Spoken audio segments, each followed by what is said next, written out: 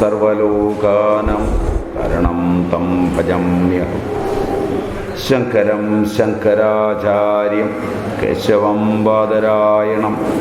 സൂത്രഭാഷ്യകൃതൗ വന്ദേ ഭഗവന്തൗ പുനഃ പുനഃ. സദാശിവസമാരംഭം ശങ്കരാചാര്യമധ്യമാം അസ്മദാചാര്യപര്യന്താം വന്ദേ ഗുരുപരമ്പരാം.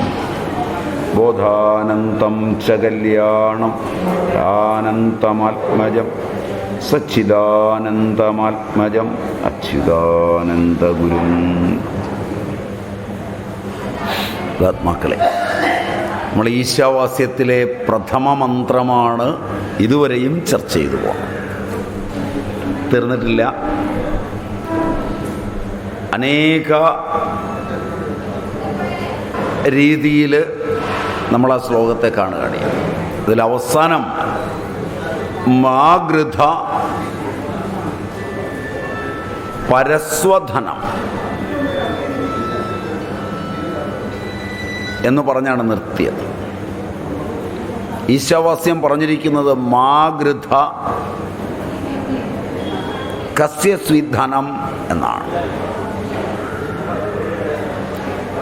വ്യാഖ്യാനത്തിൽ നമ്മൾ കാണുന്നത് മാഗൃധ പരസ്വധനം എന്നാണ്. കാരണം ആഗ്രഹിക്കരുത് ആരുടെയും ധനം, അന്യരുടെ ധനം ആഗ്രഹിക്കരുത്. ഉപനിഷത്തിൽ പറഞ്ഞതിനെ വ്യാഖ്യാനത്തിൽ അങ്ങനെയാണ് പറഞ്ഞു കാണുന്നത്. അത് സാമാന്യ രൂപത്തിലുള്ള പരധന നിഷേധമാണ്. എന്നാൽ സാമാന്യ രൂപത്തിൽ പരധനത്തെ തന്നെ നിഷേധിക്കാനാണെങ്കിൽ അവിടെ ഉപനിഷത്തിന് പരസ്വധനം മാഗൃധ എന്ന് പറയാമായിരുന്നു. പറഞ്ഞിട്ടില്ല. എന്തുകൊണ്ട് ചെയ്തില്ല? ഇതേ ആശയം ഭാഷ്യകാരൻ ഭഗവാൻ ശങ്കരാചാര്യർ ദാർശനികമായി വിശദീകരിച്ചു പറയുന്നുണ്ട്. പരസ്വ സ്വസ്യവ എന്ന് വിശദീകരിച്ച് പറയുന്നുണ്ട്. പരധനം അഥവാ സ്വധനം രണ്ടിലും അഭികാംക്ഷയരുത് എന്ന് ആചാര്യർ പറയുന്നുണ്ട്. അന്യൻ്റെതിൽ മാത്രമല്ല. പരധനം എൻ്റെ കയ്യിൽ വരും എന്നത് പരധനത്തിലുള്ള അഭികാംക്ഷയാണ്.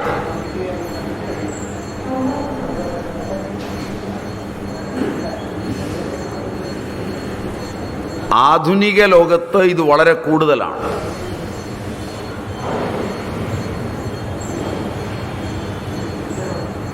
ഗവൺമെൻറ്റുകൾ,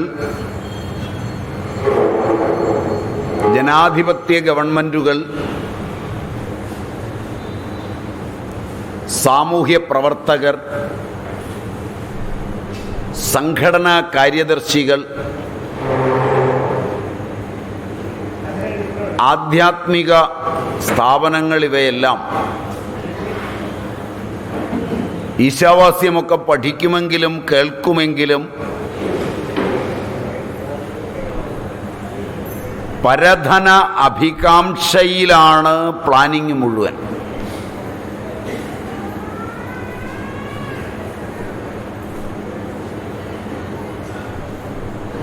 അതിൻ്റെ ദുഃഖങ്ങളും രോഗങ്ങളുമാണ് ലോകം ഏറ്റുവാങ്ങുന്നത്.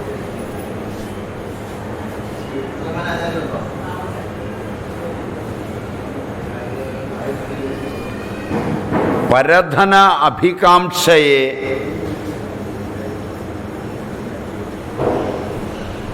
ശാസ്ത്രം വിളിക്കുന്നത് ലോഭമെന്നാണ്.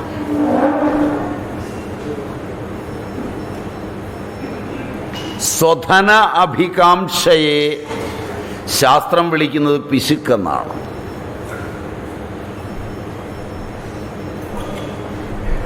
ഇത് രണ്ടും അരുതാത്തതാണ്.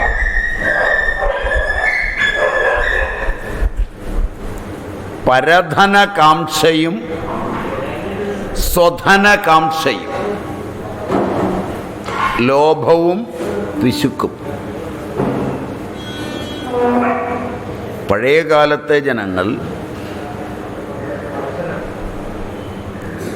ശാസ്ത്രം പഠിച്ചില്ല എങ്കിൽ കൂടി യദൃച്ഛാലാഭ സന്തുഷ്ടന്മാരായിരുന്നു.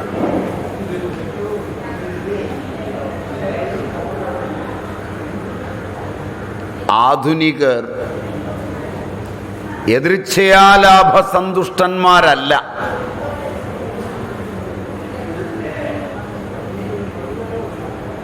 കൂടുതലും ലോഭികളാണ്. സ്വധനകാംക്ഷയേക്കാളേറെ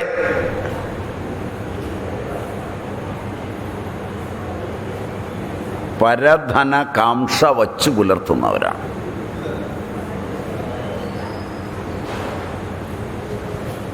സ്ഥാപനങ്ങളിൽ വളരെ പ്ലാനിങ്ങുകൾ, പദ്ധതികൾ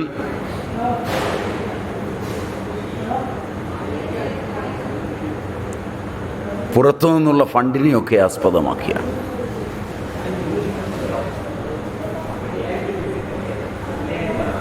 അതിൻ്റെ മുറവിളികളും ബഹളങ്ങളും നമുക്ക് എത്ര വേണമെങ്കിൽ കേൾക്കാം.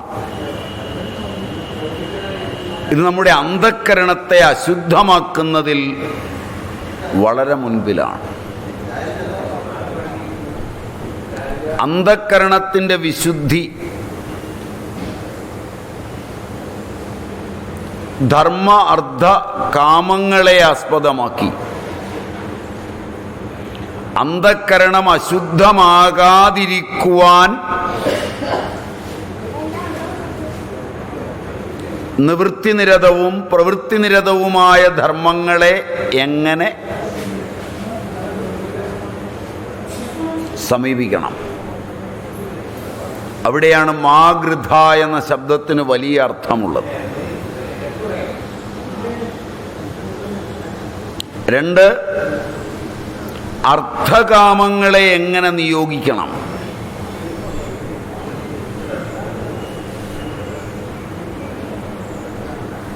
ഏതെല്ലാം കാമങ്ങളാവാം, ഏത് തരത്തിലാണ് അർത്ഥത്തെ സമീപിക്കേണ്ടത്, ഇതിന് വ്യക്തതയുണ്ടാവേണ്ടതാണ്. അതുകൊണ്ട് യഥാശ്രുതമായ ഒരർത്ഥം ഇതിനുണ്ടാവും. ലോഭവും പിശുക്കും അരുത് എന്ന് നാം പറഞ്ഞു. അതിൻ്റെ യഥാശ്രുതമായ ശ്രുതി നിർദ്ദിഷ്ടമായ അർത്ഥം എങ്ങനെയാണ് നോക്കാം. ആധ്യാത്മിക സരണിയിൽ കാമം, ക്രോധം, ലോഭം, മോഹം, മതം, മാത്സര്യം തുടങ്ങിയ അനേക ദോഷങ്ങൾ അവശ്യം തക്തവ്യമായിട്ടുണ്ട്, ഉപേക്ഷിക്കേണ്ടതായിട്ടുണ്ട്. ഈ സരണിയിലേക്ക് പ്രവേശിക്കാൻ തുടങ്ങുമ്പോൾ തന്നെ ഒരുവൻ ആ പന്ഥാവിൻ്റെ കവാടത്തിലെത്തി നിൽക്കുമ്പോൾ സ്വയം പരിശോധിക്കേണ്ടതുണ്ട്. എത്ര കാമം എനിക്കുണ്ട്? അതറിഞ്ഞിട്ട് വേണം ആധ്യാത്മിക സരണിയിലേക്ക് പ്രവേശിക്കാൻ. എത്ര ക്രോധിയാണ് ഞാൻ? ലോഭം എന്നെ എത്ര ബാധിച്ചിട്ടുണ്ട്? എൻ്റെ അവിവേകം ഏതൊക്കെയാണ്? മോഹം, ഞാൻ എന്തിലെല്ലാം മതാന്ധനായിത്തീരുന്നുണ്ട്? ഇതൊക്കെയാണ്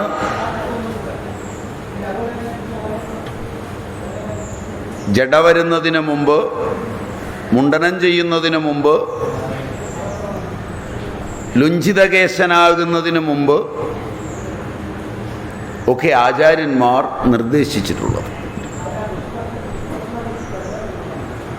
ബാക്കിയുള്ളതെല്ലാം ബാഹ്യമാണ്. ആന്തരികമായി ആധ്യാത്മിക സരണിയിൽ കാമവും ക്രോധവും ലോഭവും മോഹവും മതവും മാത്സര്യവും തക്തവ്യമാണ്. അവയെല്ലാം ഉപേക്ഷിക്കേണ്ടതാണ്. അതിൽ കേവലം ധനലോഭം മാത്രം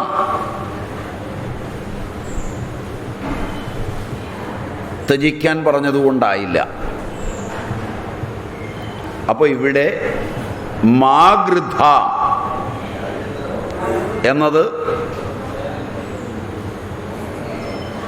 എങ്ങനെ വ്യാഖ്യാനിക്കണം? ധനലോഭം മാത്രം ത്യജിക്കാൻ എന്തുകൊണ്ട് പറഞ്ഞു? ശ്രുതി അനുസരിച്ച് ദുരപനയദോഷമാണ് ലോഭം. അതുകൊണ്ടാണ് ലോഭത്തെ ഉപേക്ഷിക്കാൻ പറഞ്ഞത്.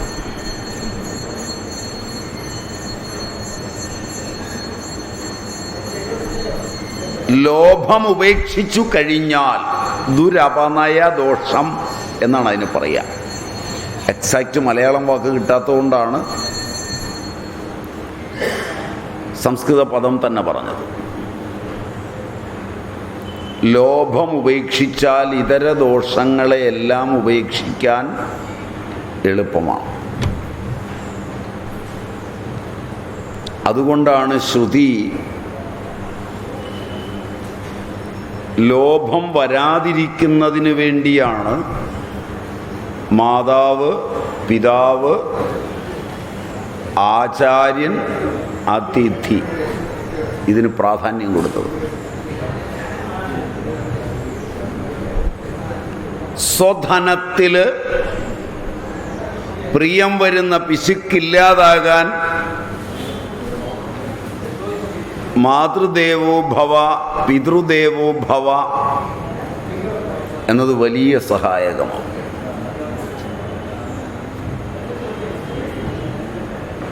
മാതാവിൽ നിന്നും പിതാവിൽ നിന്നും ഉണ്ടായവൻ ഒരു ജന്മകാലത്ത് സമ്പാദിക്കുന്ന സ്വന്തമെന്ന് പറയുന്നത് അത്രയും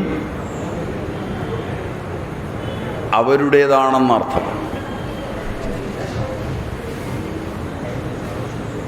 ആ ബോധം ഒരുവനുണ്ടായാൽ സ്വധനത്തിൽ അഭികാംക്ഷ കുറയും. മാതാവിനെയും പിതാവിനെയും നോക്കാതെ ധനത്തിലുള്ള അഭികാംക്ഷ വരുമ്പോഴാണ് ആത്മലോകത്ത് നിന്ന് പുറത്തു വീഴുന്നത്.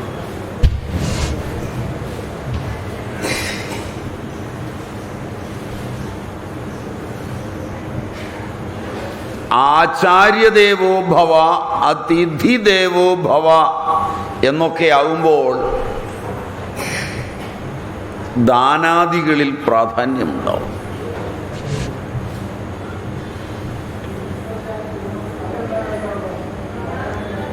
പരധനത്തിലുള്ള അഭികാംക്ഷ പൂർണ്ണമായി പോവുകയും സ്വധനം ത്യജിക്കുവാനുള്ള മനസ്സുണ്ടാവുകയും ചെയ്യുവാൻ ഈ ശീലം നന്നാവും.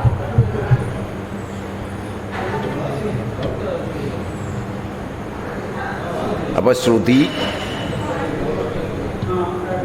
ഏറ്റവും അപകടകരമായി ആധ്യാത്മിക ലോകത്ത് കരുതുന്ന ലോഭം,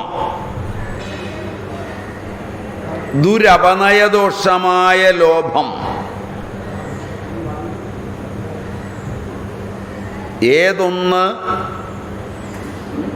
ത്യജിച്ചാൽ ബാക്കിയുള്ളതെല്ലാം എളുതായി ത്യജിക്കാൻ കഴിയും. അതുകൊണ്ടാണ് ലോഭത്തിന് വലിയ പ്രാധാന്യം നൽകുന്നത്. ബാക്കി എല്ലാം ഇല്ലാതാക്കാം. ലോഭം ഇല്ലാതാക്കാൻ പ്രയാസമാണ്.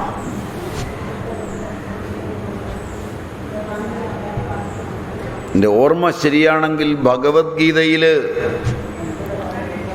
ഭഗവാൻ ഇത് എടുത്തു പറയുന്നുണ്ടെന്ന് തോന്നുന്നു. ത്രിവിധം നരകസ്യേദം ദ്വാരം നാശനമാത്മന എന്നാ പറയുന്നത്.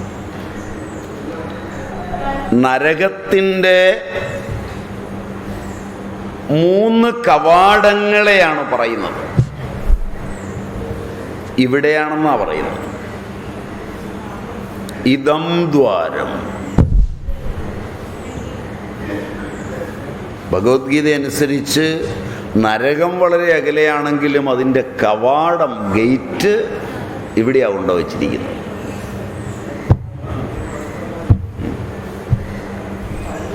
ഭാവന ചെയ്യാൻ പറ്റുമോയെന്നറിയില്ല. ഗേറ്റ് വളരെ അടുത്താണ്. ത്രിവിധം നരകസ്യേദം, ത്രിവിധം നരകസ്യേദം ദ്വാരം നാശനമാത്മന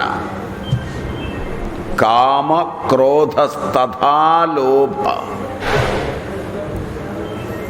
തസ്മാത് ഏതത് ത്രയം ത്യജേത്. അതുകൊണ്ട് ഈ 3 ത്യജിക്കാൻ തന്നെയാണ് പറയുന്നത്. ഏത് 3? കാമം, ക്രോധം, ലോഭം. ഏത് രോഗവും നരകമാണ്. ഏത് രോഗവും ഈ 3 നിന്നാണ് ഉണ്ടാകുന്നത്.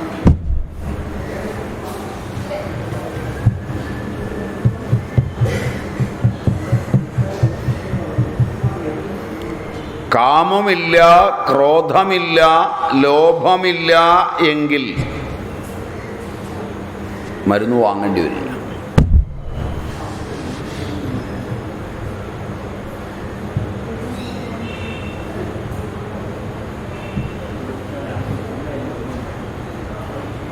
കാമക്രോധ ലോഭാദികൾ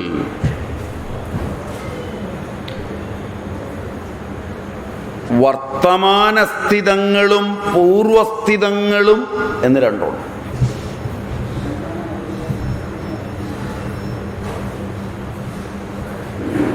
പൂർവസ്ഥിതങ്ങൾ കണ്ടെത്താൻ പ്രയാസമാണ്.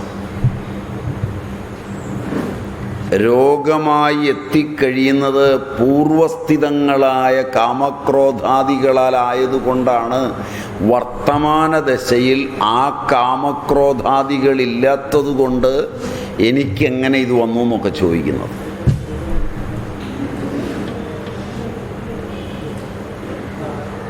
എൻ്റെ ജീവിതകാലം മുഴുവൻ കാമക്രോധ ലോഭാദികളില്ലാതെ പോകാൻ കഴിഞ്ഞാൽ സകലവിധ രോഗങ്ങളും പിന്മാറും.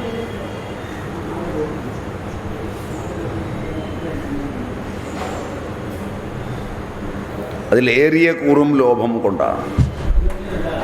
അപ്പൊ കാമം, ക്രോധം, ലോഭമെന്നിവ ഉത്തരോത്തരം അധിക കഠോരതരമാണ്.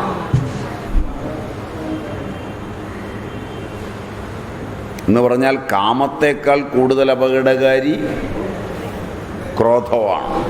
ക്രോധത്തേക്കാൾ അപകടമുള്ളത്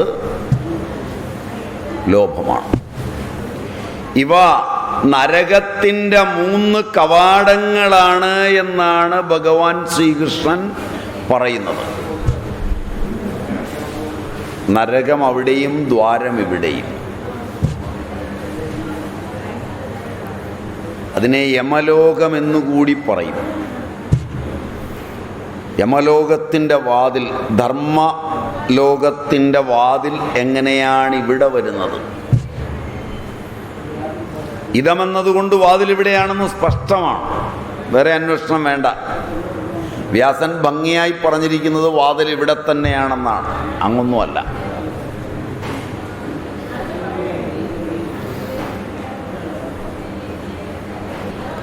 തിരുവനന്തപുരത്ത് വീടും അതിൻ്റെ വാതിൽ പന്മനയും വരിക എന്ന് പറഞ്ഞാൽ വളരെ വിസ്തൃതിയുള്ളതായിരിക്കണം. അത്രയും വിസ്താരമുണ്ട് നരകത്തിനെന്ന് അർത്ഥം മനസ്സിലാക്കിയാൽ മതി. ചിലപ്പോൾ ഇതിൻ്റെ വാതിൽ നമ്മുടെ വീട്ടിനകത്തുകൂടെയും വരും.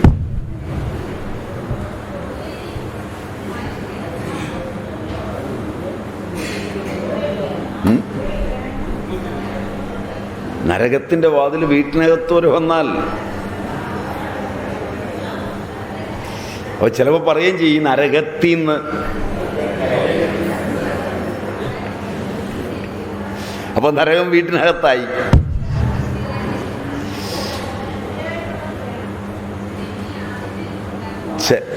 ചിലപ്പോൾ വീടും വേണ്ട, രണ്ടുപേരും സംസാരിച്ചു തുടങ്ങിയാൽ മതി നരകം അവിടെ വാതിൽ നീട്ടിയത്. ഒരു മൊബൈൽ ഡോറാണ് നരകത്തിനുള്ളത്.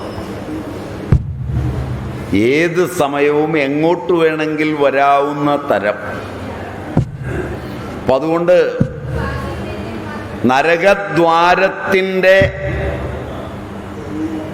അല്ലെങ്കിൽ നരകത്തിൻ്റെ ഗേറ്റ് വലിയ ബംഗ്ലാവ് പോലെയാ. ഗേറ്റ് വളരെ അറ്റം വരെയുണ്ട്. പ്രൈവറ്റ് റോഡാ വെട്ടിയിരിക്കുന്നതെന്ന് സാരം.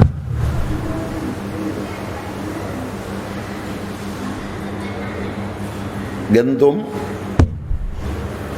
ഈശ്യതേ ശക്യതേ അനേന ഇത് ഗേറ്റ്. സംസ്കൃത ശബ്ദമെന്നുള്ള നിലയിൽ ഗേറ്റിനെ എടുത്താൽ ഗമനം, പ്രവേശമെന്നർത്ഥം. ഗേറ്റ് എന്ന് പറഞ്ഞാൽ കോമ്പൗണ്ടിൻ്റെ അകത്തേക്ക് കടക്കാനുള്ള സ്ഥലം. ഇപ്പം നരകത്തിൻ്റെ കോമ്പൗണ്ട് ഇവിടം വരെയുണ്ട്. അതുകൊണ്ട് കപിലൻ ഒരിക്കൽ അമ്മയായ ദേവാഹൂതിയോട് പറയുന്നുണ്ട്,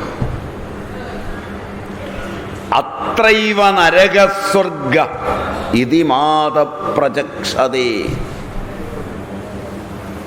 അത്രൈവ നരകസ്വർഗ ഇതി മാത പ്രചക്ഷതേ യയാതനാസ്തു നാരക്യ സ്ഥാ ഇഹപ്യുപലക്ഷിതാഃ. ഗീതയിൽ കണ്ടതുപോലെ കപിലൻ തൻ്റെ അമ്മയായ ദേവാഹൂതിയോട് ഭാഗവതത്തിൽ പറയുന്നു, അല്ലയോ അമ്മേ, നരകവും സ്വർഗവും അത്രൈവ നരകസ്വർഗ ഇതി മാത പ്രചക്ഷതേ. നരകവും സ്വർഗവും അമ്മേ അമ്മേ ഇവിടെ തന്നെയാണ്, വേറെ എങ്ങോട്ടും പോകണ്ട.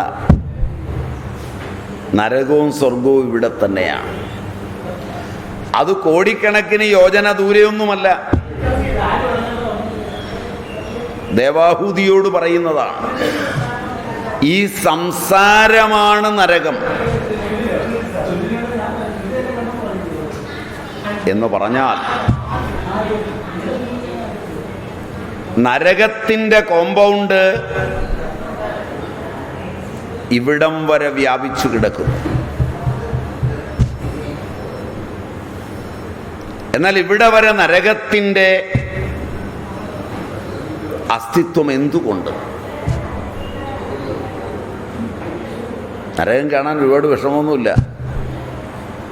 ആശുപത്രിയിലേക്ക് അതിലൊരു സ്പെഷ്യൽ വാർഡുണ്ട്, കണ്ടിട്ടുണ്ടോ? എന്തുവാ പേര് പറയാ?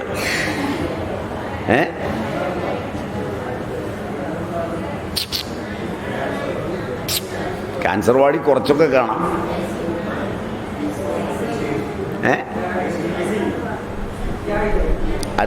ICU അല്ല, ഒടിഞ്ഞു പറിഞ്ഞ് കിടക്കുന്നവരെ കിടത്തുന്ന ഒരു വാർഡുണ്ട്.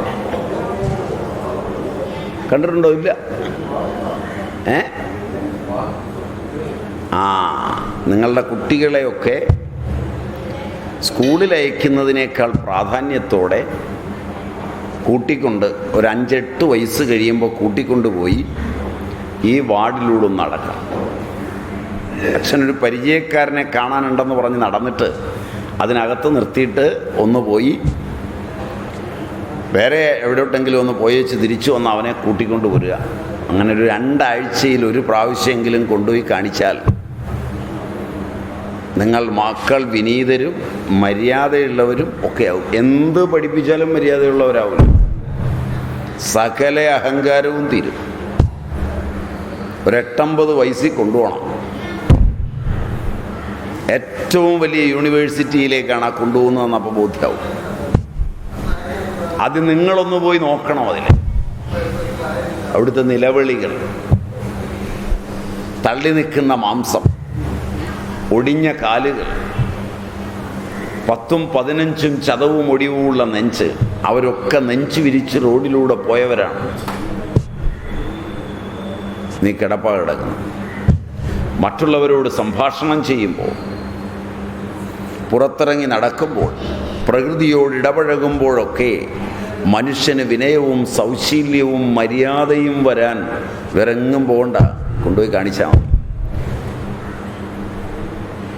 ഓരോ നിലവിളിയും നരകയാതനയുടേതാണ്. വേറൊരു നരകമില്ല എന്ന് അവർക്ക് ബോധ്യമാണ്. അതുകൊണ്ട് ഇതിൽ നിന്നൊന്ന് രക്ഷപ്പെട്ടാൽ മതി എന്നാണ് പറയുന്നത്. കണ്ടിട്ടില്ല? സർജിക്കൽ വാർഡെന്ന് പറഞ്ഞൊരു വാർഡുണ്ട്. വാർഡുണ്ടോ? ഇല്ല. എല്ലാ ആശുപത്രിക്കും ഉണ്ട്.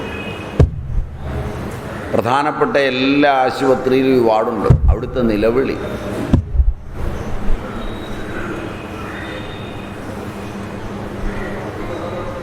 ഒരു 2 ആഴ്ച കൂടുമ്പോൾ ഒരു പ്രാവശ്യം, പറ്റിയില്ലെങ്കിൽ ഒരു മാസത്തിലൊരു പ്രാവശ്യം പിള്ളേരെ കൊണ്ടുപോയി കാണിക്കണം.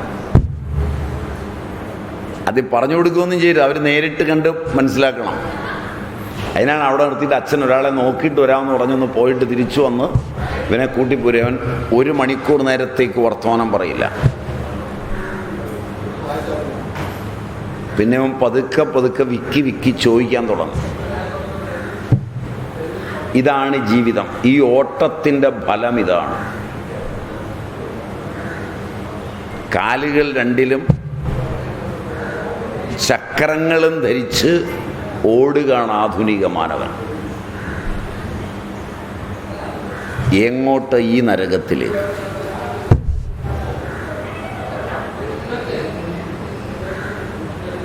ശരിക്ക് ബോധ്യപ്പെടും. എന്തെന്ത് നരകയാതനകൾ. അപ്പൊ നരകത്തിൻ്റെ അസ്തിത്വം ഇവിടെ വരെയാണ്. അവിടെ ചെന്ന് നോക്കുമ്പോഴാണ് മനസ്സിലാക്കുന്നത് കവാടമല്ല, യഥാർത്ഥ നരകം തന്നെയാണ്. ഇനി അവിടെ പോകാൻ പറ്റിയില്ലെങ്കിൽ ബോംബെയിലെയും മറ്റും ധാരാവി തുടങ്ങിയ ചേരികളിലൂടെ ഒന്ന് നടന്നാൽ മതി. കുട്ടിക്കാലത്ത് ഈ പുസ്തകവും വെച്ച് ഇംഗ്ലീഷും പഠിപ്പിച്ച് നേരം കളയുന്ന നേരത്ത് കുട്ടികളെ വർഷത്തിൽ ഒരു പ്രാവശ്യമെങ്കിലും വിളിച്ചുകൊണ്ട് ബദരിയിലും കേദാർനാഥിലും ഒക്കെ പോകുന്നതിനേക്കാൾ കൂടുതൽ പ്രാധാന്യത്തോടെ ധാരാവി മുതലായ ചേരികളിലൂടെ ഒന്ന് കൊണ്ടുപോകണം. ഒരു ഭാഗത്ത് മൂത്രത്തിൻ്റെയും മലത്തിൻ്റെയും, വഴിയിൽ മൂത്രമൊഴിച്ചിരിക്കുന്നതിൻ്റെയും മലം വിസർജിച്ചിരിക്കുന്നതിൻ്റെയും.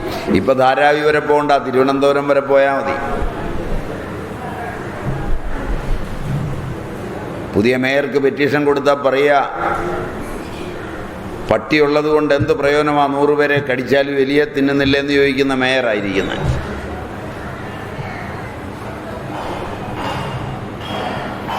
അവിടെ ചെന്നാൽ ഈ മാലിന്യമൊക്കെ മൂക്കുപൊത്തിയെല്ലാം നടക്കാൻ പറ്റില്ല തലസ്ഥാന നഗരിയിലൂടെ. കുട്ടികളെ ഇതൊക്കെ കാണിക്കണം. ഇതൊക്കെയാണ് ലോകം, ഇതൊക്കെയാണ് ശുചിത്വം. ഇതൊക്കെ കാണിച്ചിട്ട് രണ്ടാമത് ഇവിടെ കുറേ ആളുകൾ ജീവിച്ചിരുന്നു, പൊട്ടന്മാർ, അന്ധവിശ്വാസികൾ, ഇതൊന്നും പഠിക്കാത്തവർ. അവരുടെ കാലത്തെ ശുചിത്വം എന്താണ് എന്നറിയാൻ ബത്തൂത്തയുടെയും ഫാഹിയാൻ്റെയും ഹുയാൻസാങ്ങിൻ്റെയും അവർ കണ്ട ഇന്ത്യയെ ഒന്ന് പരിചയപ്പെടുത്തി കൊടുക്കണം.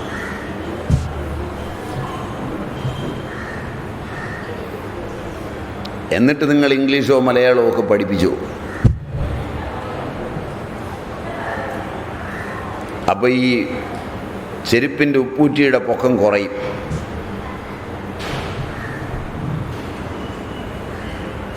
അമ്പടാ ഞാനേ എന്ന ഭാവത്തിലുള്ള തലയൊന്ന് കുനിയും. വിനയ സൗശീല്യങ്ങളുണ്ടാവും. നരകമകലും, സ്വർഗവാതിൽ തുറക്കും.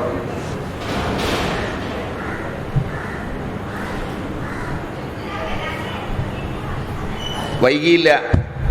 പിള്ളേർ മുതിർന്നു പോയെങ്കിൽ അവരെയും അവരുടെ പിള്ളേരെയും കൂടെ കൂട്ടിപ്പോയാൽ മതി.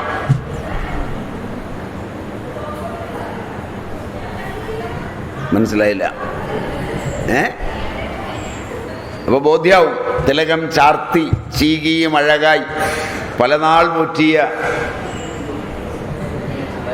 ആ പുണ്യശിരസ് ഉലകം വെല്ലാനുഴറി ജീവൻ വെടിയാതെ കിടക്കുന്ന കിടപ്പ് നേരിട്ട് കാണാം. മനസ്സിലായില്ല? തിരുനൈനാർ കുറിശ്ശിയുടെ ആണെന്ന് തോന്നുന്നു അല്ലേ? അല്ലേ? തിരുനൈനാർ കുറിശ്ശിയുടെ ആണെന്ന് തോന്നുന്നു. ഹരിചന്ദ്രനിലെ ആണെന്ന് തോന്നുന്നു അല്ലേ?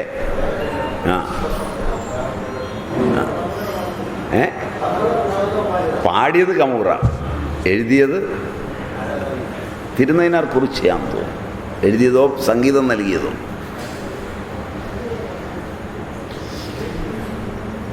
അങ്ങനെ ഏതാണ്ട് ഓർമ്മ. പഴയ കാലമല്ലേ, ഒരുപാട് പഴയതാണെന്ന് തോന്നുന്നു. അപ്പം അതുകൊണ്ട് പോയി കഴിഞ്ഞാൽ കാണാം ഈ കിടപ്പൊക്കെ. വലിയ ഭാവത്തിലൊക്കെ പോയ ആളുകളാണ് കിടക്കുന്നത്. വമ്പന്മാരാണ് കിടക്കുന്നത്.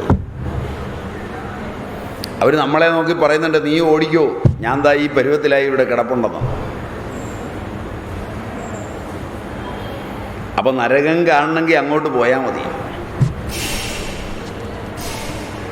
ഏഷ്യയിലെ ഏറ്റവും വികലമായ ചേരികളിൽ ഒന്നാണ് ധാരാവി. ധാരാവി കണ്ടാലും മതി. അതുകൊണ്ട് നരകം ഇവിടെ തന്നെ കാണാൻ കഴിയും. അത് നിങ്ങൾ പോയി നോക്കിയാൽ മതി. ബോംബെയിൽ ചെന്ന കിങ് സർക്കിളിൽ നിന്ന് ട്രെയിനിലൊന്ന് കയറിപ്പോയാൽ ട്രെയിനിലിരുന്നുകൊണ്ട് കണ്ടാൽ മതി. സകല ബുദ്ധിമുട്ടും തീരും. പ്രത്യക്ഷ നരകങ്ങളാണിവയെല്ലാം. ഇതൊക്കെ പ്രത്യക്ഷ നരകമാണ്, പരസ്പരം പറഞ്ഞു തരാം. അപ്രത്യക്ഷ നരകമാണ് വീട് വീടാന്തരം നടക്കുന്നത്.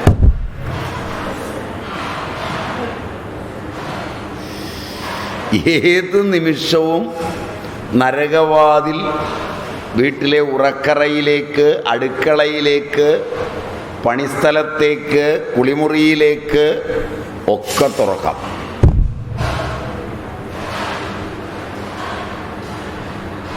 എത്ര പ്രാവശ്യം നിങ്ങളുടെ അടുക്കളയിൽ നരകത്തിൻ്റെ വാതിൽ തുറന്നിട്ടുണ്ട്? എത്രയോ തവണ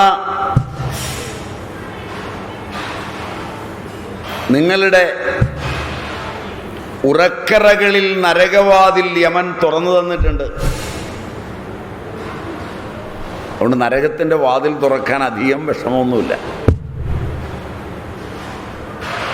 വളരെ വേഗം തുറക്കും. ശരിയായിരിക്കുമോ?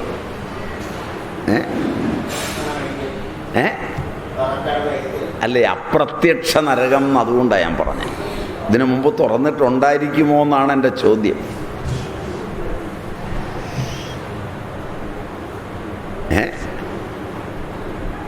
നരകം തുറന്നിട്ടില്ല, തുറക്കാതിരിക്കട്ടെ.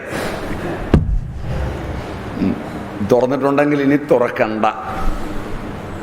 അങ്ങനെ പറയുന്നതല്ലേ മര്യാദ. കപിലമുനി സ്വർഗത്തെയും കൂടി ഇവിടെയാണെന്ന് പറഞ്ഞിട്ടുണ്ട്.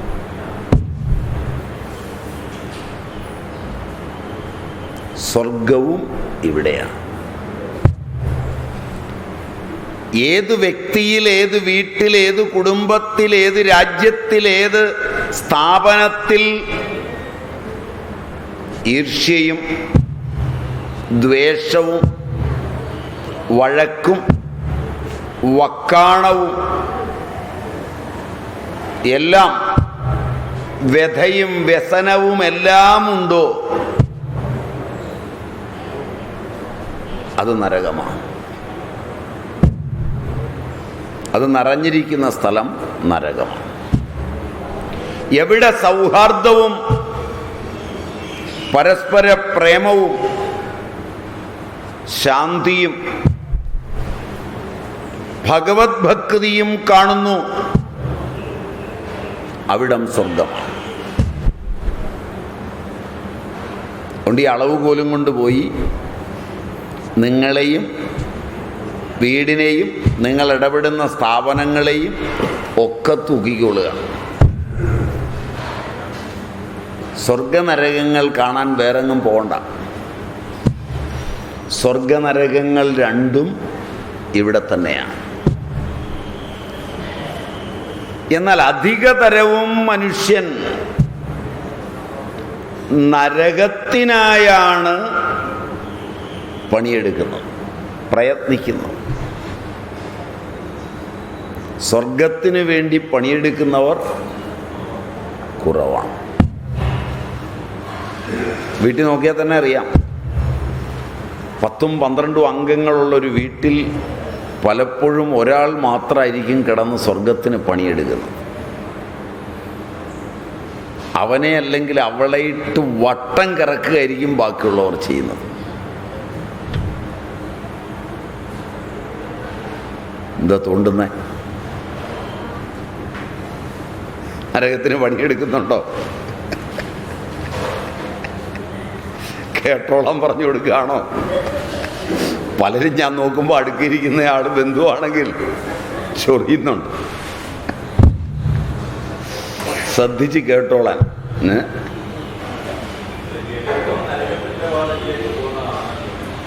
എളുപ്പം അതാണ്. നരകം ഉണ്ടാക്കാൻ വളരെ എളുപ്പമാണ്. ഒരൊറ്റ അസ്വസ്ഥത ഉണ്ടാക്കിയാൽ മതി. വളരെ വേഗമാണ് സംഭവിക്കുന്നത്. ഭക്ഷണം വിളമ്പി വെച്ച് ശാന്തമായി കഴിക്കുന്നതിനിടയിൽ പരസ്പരം ഒന്ന് ചൊറിഞ്ഞാൽ മതി.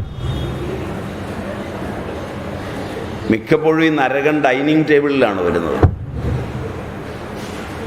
പല വീടുകളിൽ. പിന്നെയാണ് പറക്കും തളികകളും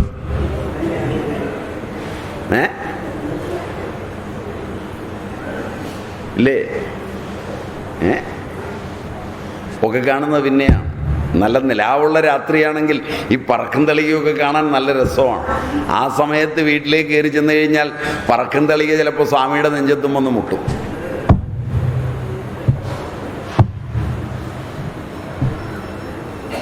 ഇതാണ് നരകം. ഇതിന് കാരണം കാമക്രോധ ലോഭങ്ങളാണ്.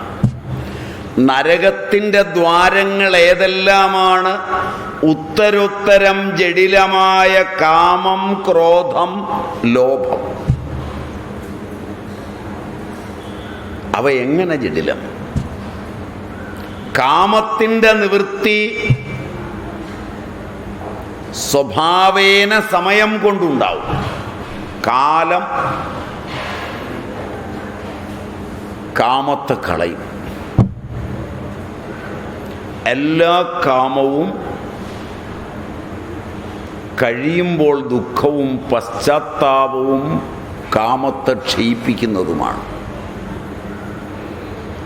കാമമാണ് കാലത്തിൻ്റെ ചിത്രം ജീവികളിൽ വരപ്പിക്കുന്നത്.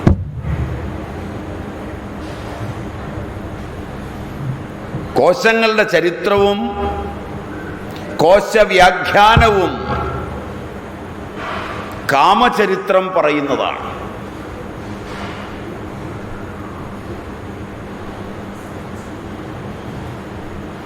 ശബ്ദത്തിൻ്റെ കാമപങ്കിലമായ ഉപയോഗത്തിൻ്റെ ചരിത്രമാണ് പ്രായമെത്തുമ്പോൾ കാതുകൾ നിർണയിക്കുന്നത്.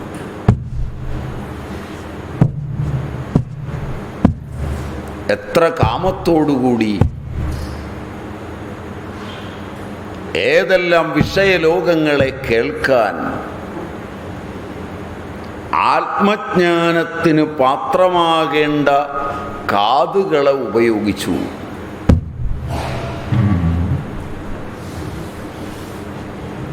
മനസ്സിലായില്ല. ഈ ജന്മത്തിൽ നിന്ന് മോക്ഷം നേടുന്നതിന് പര്യാപ്തമായ ഈശ്വരനിഹിതമായ ശബ്ദങ്ങളെ, പ്രണവ ഉത്സുംഗമായ ശബ്ദങ്ങളെ കേൾക്കേണ്ട കർണങ്ങളെ എത്രത്തോളം വിഷലിപ്തങ്ങളായ കാമതപ്തങ്ങളായ കഥകളെയും കഥാപാത്രങ്ങളെയും നിറഞ്ഞു കേൾക്കാൻ ഉപയോഗിച്ചു എന്ന് ലോകത്തോട് കാതുകൾ പറയുന്നതാണ് കേൾവിയിൽ നിന്ന് കേൾവിയില്ലായ്മയിലേക്കുള്ള നിതാന്തയാത്രയുടെ ഇതിഹാസം.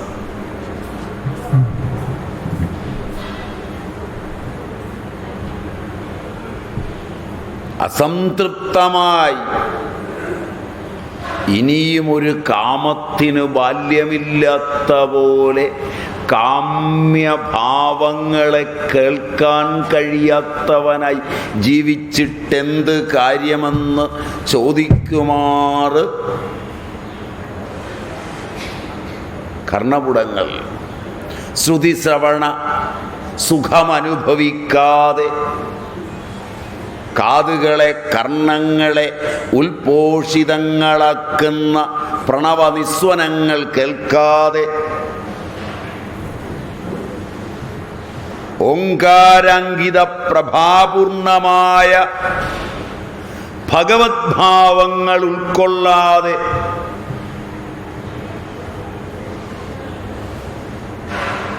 കഴുകനെയെന്ന പോലെ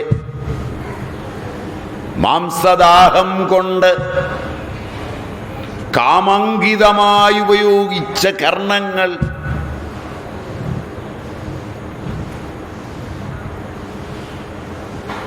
ശ്രവണസുഖം നഷ്ടപ്പെട്ട് കിടക്കുമ്പോൾ കാലമിന്ന് ആ കാമത്തെ തകർത്തെറിഞ്ഞിരിക്കുന്നു.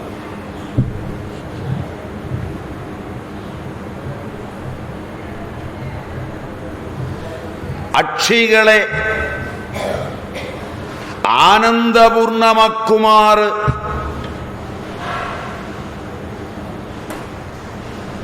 ദിവ്യചക്ഷു പ്രദത്തമായ ഭഗവത് രൂപത്തെ കാണുവാൻ ശ്രമിക്കാതെ,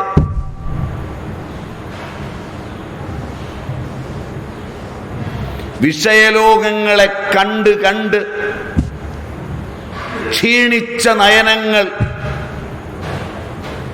കാഴ്ചയുടെ ഇതിഹാസം വിരചിക്കാനാവാതെ കാലം കൊണ്ട് ക്ഷീണിതമായി കിടക്കുന്നു.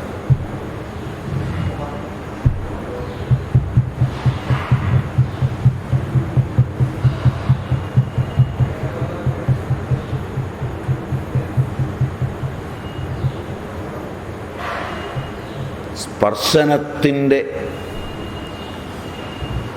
സുഖസംതൃപ്തി അനുഭവിക്കുവാൻ രേചകപൂരക കുംഭകങ്ങളുടെ അന്തസ്തലങ്ങളെ പുൽകി പ്രാണ സ്പർശം കൊണ്ട്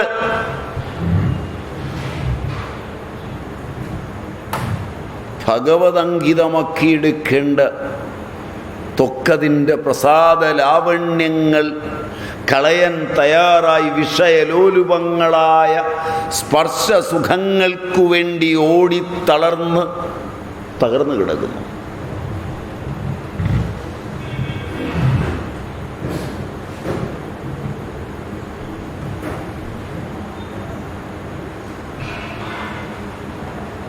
രസനേന്ദ്രിയത്തെ നിയന്ത്രിച്ച് ഷൺമുഖിയും കേചരിയുമൊക്കെ അനുഭൂതമാക്കേണ്ടുന്ന തദിന്ദ്രിയത്തെ വിഷയ രസം നുകരുവാൻ തുറന്നുവിട്ടനുഭവിച്ച് രസനിഷ്പത്തി നഷ്ടപ്പെട്ട് നാവ് കുഴയുന്നു.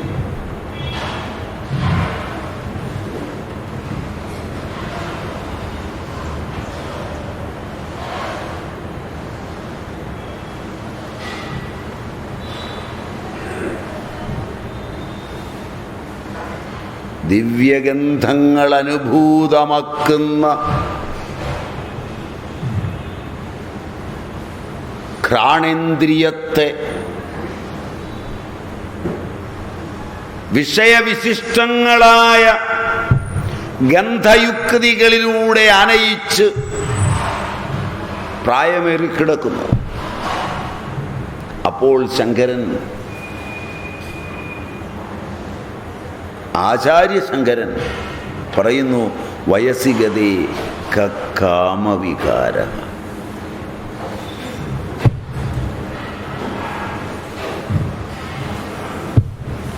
വയസിഗതേ കാമവികാര ശുഷ്കേ നീരേ കാസാര ക്ഷീണേ വിത്തേ പരിവാരോ ജ്ഞാതേ തത്വേ സംസാര. പ്രായമായാൽ കാമം കാമം കാമം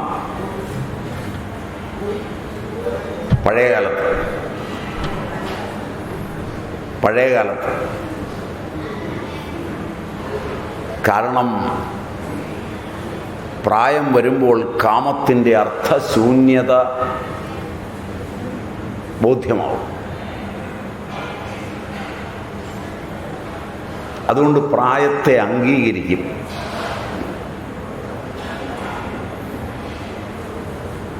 കുട്ടികളോട്, പരിചയക്കാരോട് ഒക്കെ പറയും, എനിക്ക് പ്രായമായിട്ടുണ്ട്. എങ്ങനെയാ പറയുന്നേ? എൻ്റെ മുടി കണ്ടില്ലേ, എൻ്റെ വായ കണ്ടില്ലേ, പ്രായമായി. ഇനി കുട്ടി കാമത്തിന് പ്രസക്തിയില്ല. നിങ്ങളുടെ പത്രാധിപന്മാർ, നിങ്ങളുടെ MLA മാർ, MP മാർ, ഭരണാധികാരികൾ ഇവരൊക്കെ സമ്മതിക്കുമോ? പ്രായം കൂടുമ്പോൾ ഒന്ന് ചെറുപ്പക്കാരനാകാൻ തോന്നി ശരീരമൊക്കെ ഒന്ന് ചലിപ്പിച്ചു നോക്കും. ചെറുപ്പക്കാരിൽ പ്രിയം വരുന്ന മറുപക്ഷത്തുള്ളവർക്ക് ഇഷ്ടപ്പെടുവോ? ഒരു കേസ് കൊടുക്കും. Am I right?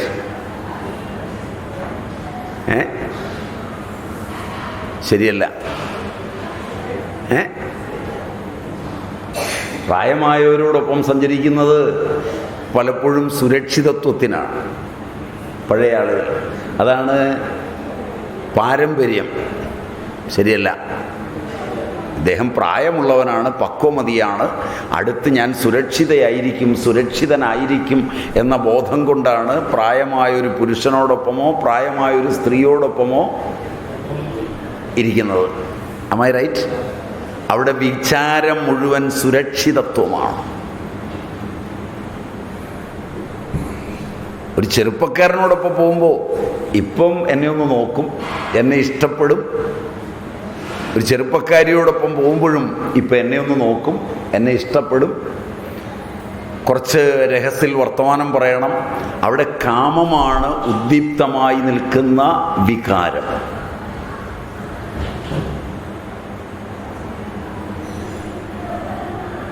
ചെറുപ്പക്കാരനോ ചെറുപ്പക്കാരിയോ മിണ്ടാതിരിക്കുകയും നോക്കാതിരിക്കുകയും ഒക്കെ ചെയ്യുമ്പോൾ നോക്കിക്കാനുള്ള പണിയും നോക്കിയിട്ട് നോക്കുന്നില്ല എന്ന് കണ്ടാൽ, വയസ്സൻ നോക്കുകയും കൂടെ ചെയ്താൽ കേസ് വേറെയോ?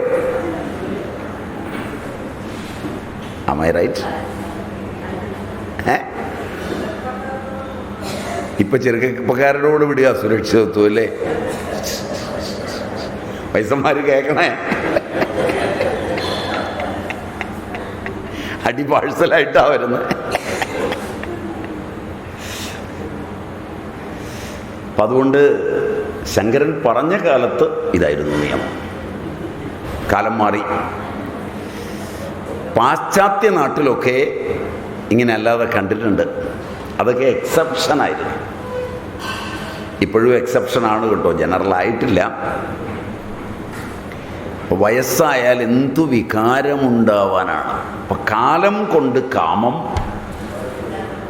പോകും, ഇല്ലാതാവും. അങ്ങനെയാണ് ലോകത്ത് കാണുന്നത്. അപ്പം വയസ്സിഗതേ കാമവികാര. പാശ്ചാത്യ നാട്ടിൽ എന്നാലും കേൾക്കാറുണ്ട് 50 വയസ്സുകാരൻ കല്യാണം കഴിച്ചു എന്നൊക്കെ. ഇവിടെ ഇപ്പം തുടങ്ങിയിട്ടുണ്ടെന്ന് തോന്നുന്നു അല്ലേ? നമ്മുടെ നാട്ടിലും ഇപ്പം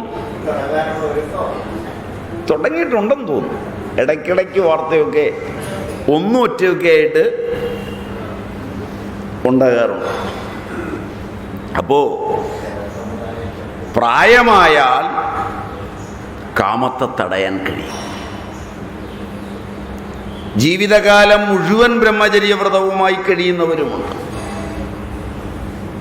എന്നാൽ അതേ അപേക്ഷിച്ചു നോക്കിയാൽ, കാമത്തെ അപേക്ഷിച്ചു നോക്കിയാൽ ക്രോധത്തെ തടയാൻ പ്രയാസമാണ്. കാമത്തേക്കാൾ ജടിലമാണ് ക്രോധം. ഭാരിച്ച ക്രോധം വരുമ്പോൾ ശരീരം, വാക്ക്, മനസ്സ് എല്ലാം ശിഥിലമാവും. കോപം ഉണ്ടായി കഴിഞ്ഞാൽ പിന്നെ അപ്പനും പട്ടിയൊന്നും വ്യത്യസ്തമല്ല. ഒരമ്മയും മോളും കൂടെ ഇന്നലെയാണെന്ന് തോന്നുന്നു ഒരു വല്യമ്മ എടുത്തിട്ട് പെരുമാറിയിട്ടുണ്ടെന്ന് തോന്നുന്നു അല്ലേ?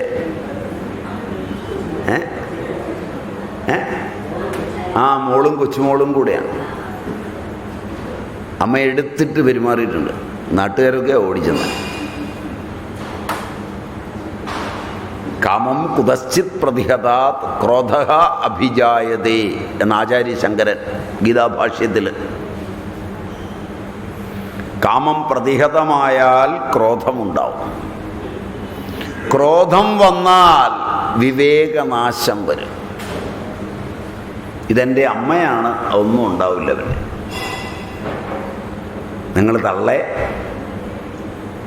നീ എന്താടി പറഞ്ഞത് എന്നൊക്കെ സ്വന്തം പെറ്റ തള്ളയോടി ചോദിച്ചു കഴിഞ്ഞ് ഞാൻ ആ ഒരു അവസരത്തിൽ പറഞ്ഞതല്ലേ അമ്മ അങ്ങ് ക്ഷമിക്ക്, അമ്മയല്ലേ ക്ഷമിക്കേണ്ടത്, പ്രായമായത് അമ്മയ്ക്കല്ലേ, ശരിയല്ലേ? മറന്നുപോകും ഇതെല്ലാം.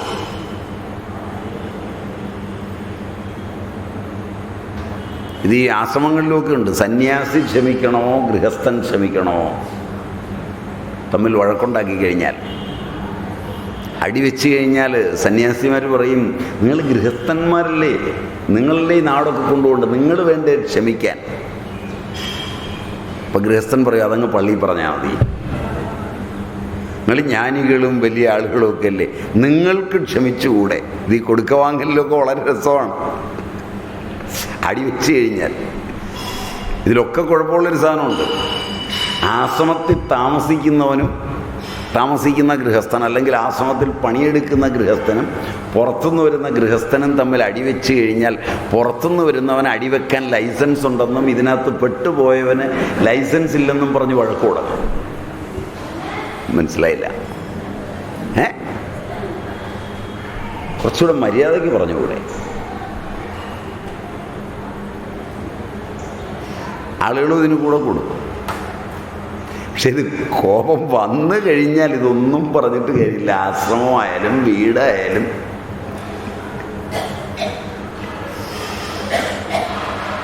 പിടിച്ചാലൊന്നുകില്ല, ശരീരം ജ്വലിക്കാൻ തുടങ്ങും. അപ്പോൾ ഭാരിച്ച ക്രോധം വരുമ്പോൾ മനസ്സും വാക്കും ശരീരവും എല്ലാം തപിക്കും. അപ്പോൾ വാക്കുകൾക്ക് അർത്ഥമൊന്നും നോക്കിയിട്ടല്ല പറയുന്നത്. കൈ കിട്ടിയതൊക്കെ വിളിച്ചു പറയും. പണ്ടുണ്ടായതും പാളെ സംഭവിച്ചതും വരെ വിളിച്ചു.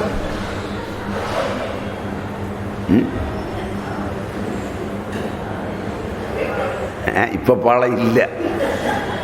ഇപ്പൊ അതുകൊണ്ട് ഡപ്പറിൽ സംഭവിച്ചത് വിളിച്ചു. അപ്പോൾ പരസ്പരം ശകാരിക്കും. രണ്ടുപേരും കൂടെ ഒന്നിച്ചു പോയി നടത്തിയ കൊള്ളിക്കരുതാഴികളൊക്കെ ലോകം അറിയട്ടെന്ന് പറഞ്ഞ് വിളിച്ചു പറയും. അതാണ് ഈ പിണങ്ങുമ്പോഴാണ് പത്രക്കാർക്ക് വാർത്ത കിട്ടുന്നത്. അതുകൊണ്ട് അവർ പിണക്കാനൊന്ന് നോക്കും. ജാതീയമായി പറഞ്ഞ് മതപരമായി പറഞ്ഞ ഈ ഇൻ്റർവ്യൂ ഒക്കെ നോക്കിയിരുന്നാൽ കാണാം. എതിരാളികളെ തമ്മിൽ പിണക്കിയിട്ട് വേണം ആ ഉള്ളിലിരിപ്പ് മുഴുവൻ കോപം ഉണ്ടാക്കണം. കോപത്തിലാണ് ഇന്ന് പറയുന്നത്. എല്ലാ കാര്യങ്ങളും ഏതെങ്കിലും ഒരു കോപത്തിലാണ്. സ്നേഹിക്കുമ്പോൾ എല്ലാം മറന്നു പോകും. കാമം കൊണ്ട് എല്ലാം മറക്കുകയും കാമം കൊണ്ട് എത്രയും അടുക്കുകയും എല്ലാം വാരി കൊടുക്കുകയും ഒന്നിച്ചാകുകയും ചെയ്യും. ക്രോധം വന്നു കഴിയുമ്പോൾ ഇതെല്ലാം വിളിച്ചു പറഞ്ഞ് പുറത്തേക്ക് വരും. അതിൻ്റെ കാലമായത്.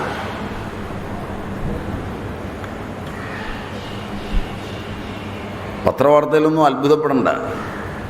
ഇതിനിടയിൽ ഇത് പുറത്തേക്ക് വരുമെന്ന് സംശയം തോന്നിയാൽ ഓടിച്ചെന്ന് സൗമ്യമായി ഞാനല്ലേ ഉള്ളത്, മുഴുവൻ വിട്ട് പറയണോ, ഞാൻ ഇനിയും തരുന്നതല്ലേ എന്ന് ചോദിച്ച് ഒരു ലേശം പഞ്ചസാര ചുണ്ടിൻ്റെ മുകളിലൊന്ന് തൂത്തു കൊടുത്തേച്ച് പോന്നാൽ മതി. പിന്നെ അങ്ങനെ ഒന്നും സംഭവിച്ചിട്ടില്ലെന്നും ബാക്കിയുള്ളവർ പറയുന്നത് കള്ളമാണെന്നും പത്രക്കാരോട് ഞാൻ പറഞ്ഞിട്ടില്ലെന്നും പത്രക്കാർ സ്വയം എഴുതിയതാണെന്നും 2 ആഴ്ചത്തേക്ക് പറയും. 2 ആഴ്ച കഴിയുമ്പോൾ വീണ്ടും ഈ പഞ്ചസാരയുടെ മധുരം തീരും. ഉറക്കെ വിളിച്ചു പറയാൻ തുടങ്ങും. ഇവൻ ശർക്കരയായിട്ട് ചെല്ലും. മനസ്സിലായില്ല. ഇനി പഞ്ചസാരയും കൊണ്ട് ഇന്ന രക്ഷയില്ല, ശർക്കരയും കൊണ്ട് ചെല്ലും. കുറച്ച് കഴിയുമ്പോൾ തേനുമായിട്ട് ചെല്ലും.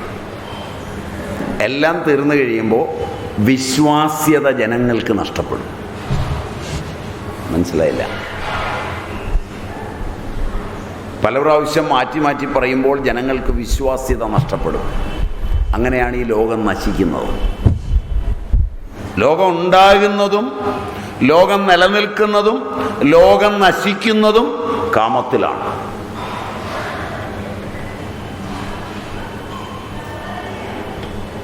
ഇത് വളരെ രസമാണ് നോക്കിയിരിക്കാൻ. ഇതിനൊരുപാട് കാണണ്ട. ഇതെല്ലാത്തിൻ്റെയും കഥ ഇതാണ്. അതുകൊണ്ട് ഒരു വാർത്ത തന്നെയാണ് എല്ലാ വാർത്തയും. വാർത്തയ്ക്ക് വ്യത്യാസമൊന്നുമില്ല. ഈ കാമത്തിൻ്റെ അളവിനെ വ്യത്യാസമുള്ളൂ. അതുകൊണ്ട് ഓൺ ചെയ്യുന്നതിന് മുമ്പേ അറിയാം ഇത് കാമമാണ് ഈ വരുന്നത്. ആ കാമം നരകമാണെന്നാണ്. അവിടെ ക്രോധത്തിലേക്ക് അതെത്തിയാൽ വലിപ്പച്ചെറുപ്പങ്ങളെല്ലാം മറക്കും, സ്ഥാനമാനങ്ങളൊക്കെ മറക്കും. അപ്പം ഇങ്ങനെ ഇഷ്ടം പോലെ വികാരം വരും.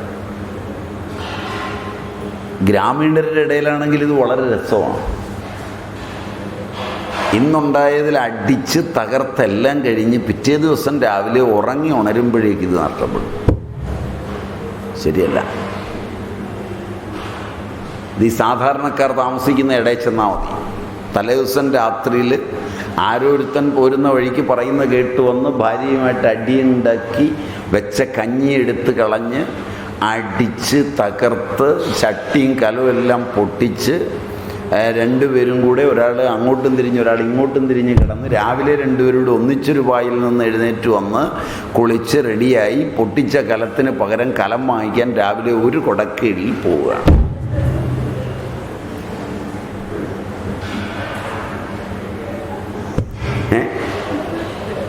അപ്പോഴാണ് ചോദിക്കുന്നത്, ഇത് നരകമാണോ സ്വർഗമാണോ? ഇതിൽ ആദ്യത്തത് കാണുന്നവൻ എന്നേക്കുമായി ഇത് വേണ്ടാന്ന് തീരുമാനിക്കും. രണ്ടാമത്തത് കാണുന്നവൻ എന്നേക്കുമായി ഇത് വേണമെന്ന് തീരുമാനിക്കും. രണ്ടും പൊട്ടന്മാരാണ്.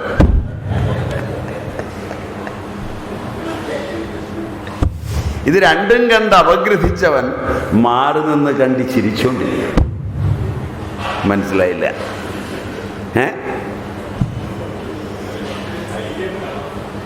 അത് വേണം. ധൈര്യം കുറച്ചുകൂടെ ഒരു ചെറിയ മനോഹരമായ വാക്ക് ഞാൻ പറഞ്ഞാൽ എന്നോട് ദേഷ്യപ്പെടുകയില്ലെങ്കിൽ നല്ലൊരു അമ്മയ്ക്ക് പറക്കണം.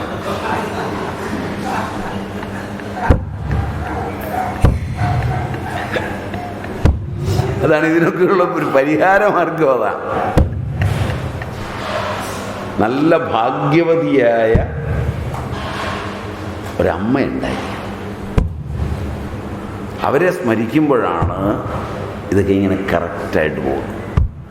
ആരെങ്കിലുമൊക്കെ വന്ന് ചിണുങ്ങിയാൽ അമ്മയൊന്നോർത്ത പാദങ്ങളിലേക്ക് നോക്കുക. അപ്പോൾ ആ പാദങ്ങളിൽ അമ്മയുടെ മുഖം പ്രത്യക്ഷമാണ്. അപ്പോൾ കാമമൊക്കെ പോകും. കാമത്തിൻ്റെ ആവിർഭാവം തുടങ്ങുന്നു എന്ന് കണ്ടാൽ മാതൃഭാവന കാണുന്ന പാദങ്ങളിൽ ദർശിക്കുക.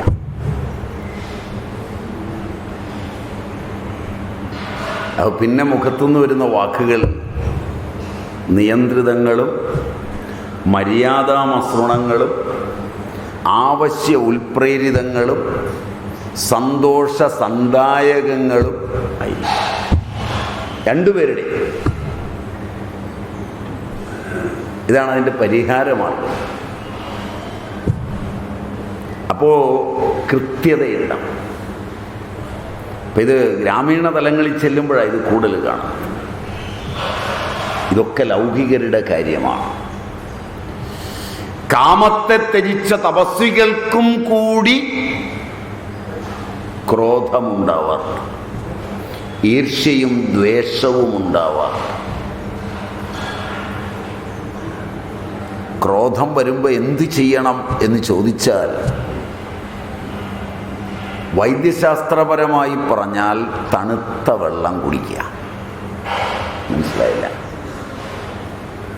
കോപം കയറി വരാൻ തുടങ്ങുമ്പോൾ ശരീരത്തിൻ്റെ ചൂട് വർദ്ധിക്കുന്നത്. അഗ്നി അകത്ത് തപിക്കാൻ തുടങ്ങുകയാണ്. അഗ്നിയെ കെടുത്താൻ പര്യാപ്തമായ ഒന്നേ ഉള്ളൂ, ജലം.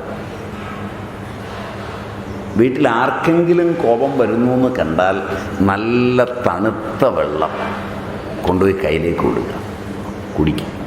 കുടിച്ച് കഴിഞ്ഞ് നമുക്ക് പറയാം. കുടിച്ച് കഴിയുമ്പോഴേക്ക് ഈ അഗ്നി അങ്ങ് താഴും. പിന്നെ വാക്ക് കിട്ടുകയില്ല പഴയത്. മനസ്സിലായില്ല? അതുകൊണ്ട് എപ്പോഴും കുറച്ച് വെള്ളം കയ്യിൽ വെച്ചുകൊള്ളുക.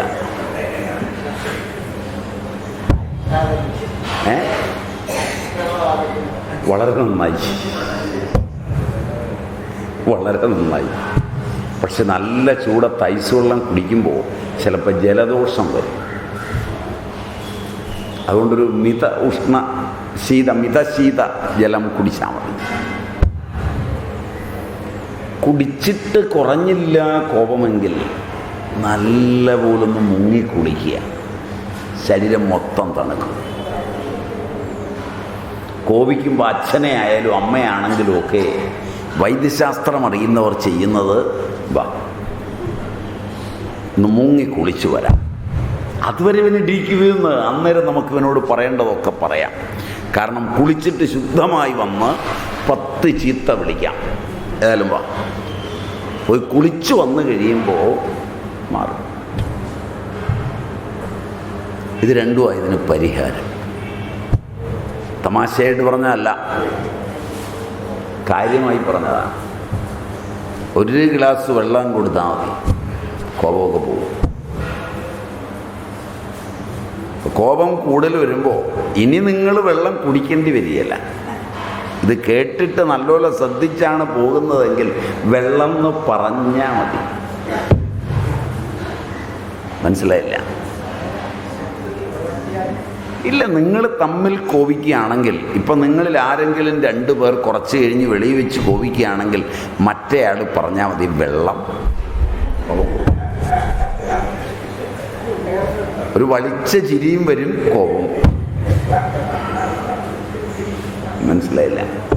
എൻ്റെ ഉദ്ദേശവും അതാണ്. ഞാൻ പഠിപ്പിക്കുമ്പോൾ ആളുകളെ ഒരുമാതിരി വട്ടത്തിലാക്കുക എന്നുള്ളതാണ് എൻ്റെ ഉദ്ദേശം. ഇല്ലെങ്കിൽ ഇതൊരു സുഖമില്ല. ഇനിയിപ്പം ഈ പിള്ളേരെയും കൊണ്ട് വന്നിട്ടുള്ള തള്ളമാർ ചികിത്സയ്ക്ക് വന്നതാണ്. അവർ ഈ ശബ്ദമൊക്കെ കേട്ടപ്പോൾ ഇവിടെ ഇരിക്കാമെന്ന് തീരുമാനിച്ചു. അടുക്കിരുന്നു. അപ്പോൾ കൊച്ചു കൈകൊണ്ട് കാണിക്കുകയാണ്, വീട്ടിലോട്ട് ചിലരുടെ ഞാൻ കാണിച്ചു തരാൻ വെള്ളം എടുക്കുമെന്ന്. കാരണം ഇനി എന്നോട് കോപിച്ചു. അപ്പോൾ അതിന് കാരണം ഇതാണ്. വെള്ളം എന്ന് പറഞ്ഞാൽ മതി, എടുക്കണ്ട, കോപം പോകും. അപ്പോൾ അതുകൊണ്ട് തണുത്ത വെള്ളം കുടിക്കുക, അല്ലെങ്കിൽ കുളിക്കുക. അതാണ്, കുളിക്കുന്നതാണ് ഏറ്റവും നല്ലത്. ക്രോധവും ഋഷിമാർക്കും കൂടി വരാറുണ്ട്. ദുർവാസാവിനെ ദുർവാര കോപശാലിയായാണ് കണക്കാക്കുന്നത്. ശപിക്കാറുമുണ്ട്. പാവം ശകുന്തളയെ വരെ ശപിച്ചതാണ്. അങ്ങനെയാണ് ശാകുന്തളം പറയുന്നത്. പുരാണത്തിലില്ല കേട്ടോ, പുരാണത്തിലുള്ളതല്ല. പുരാണത്തിൽ ശകുന്തളയുടെ കൂടെ അനസൂയയും പ്രിയംവദയൊന്നുമില്ല.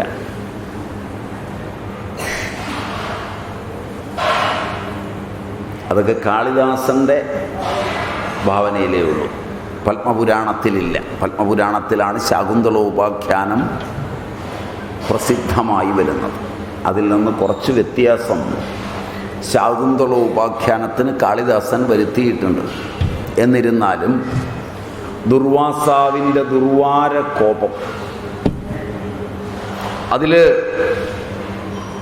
ശകുന്തള വന്ദിച്ചില്ല എന്നുള്ളതാണ് കോപത്തിന് കാരണം. ശിഷ്ടാചാരം വെടിഞ്ഞു എന്നുള്ളതാണ് കാരണം, തന്നെ വന്ദിച്ചില്ല എന്നുള്ളതല്ല. ചിലർക്ക് നിർബന്ധമുണ്ട്, സംസ്കാരമുള്ളവർ ശിഷ്ടാചാരം വെടിയരുത്.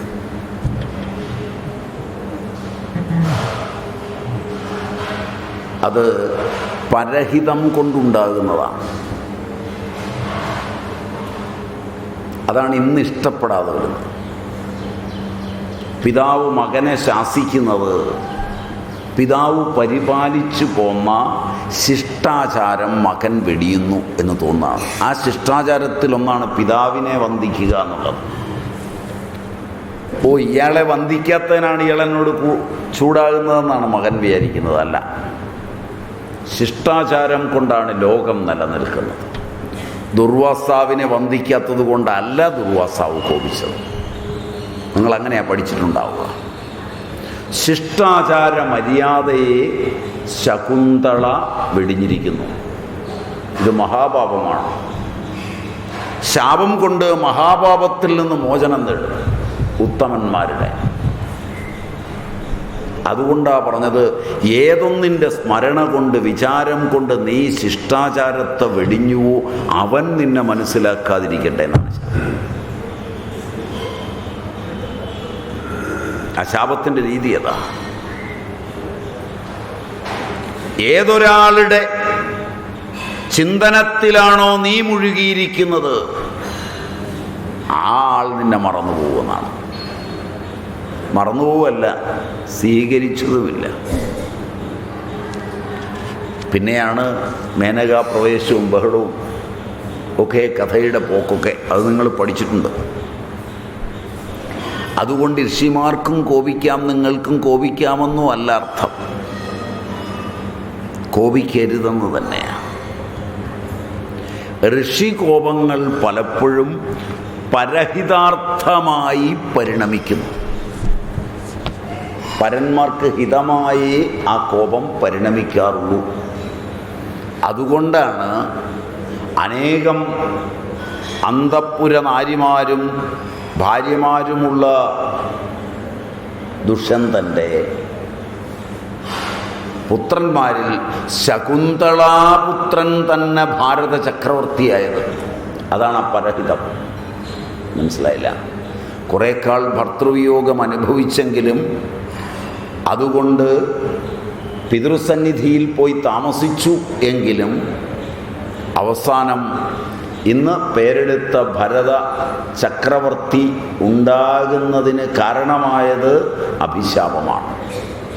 അതുകൊണ്ട് ഋഷിമാർ മുനിമാർ ശപിച്ചാലും അത് അനുഗ്രഹമായി വരും എന്നാണ് ആ കഥ പഠിപ്പിക്കുന്നത്. അതിൻ്റെ പേരിൽ ശപിപ്പിച്ച് അനുഗ്രഹം വാങ്ങിക്കാനൊന്നും പോകരുത്. കാരണം എല്ലാം തിരിച്ച് മനസ്സിലാക്കുന്നൊരു കാലമായി.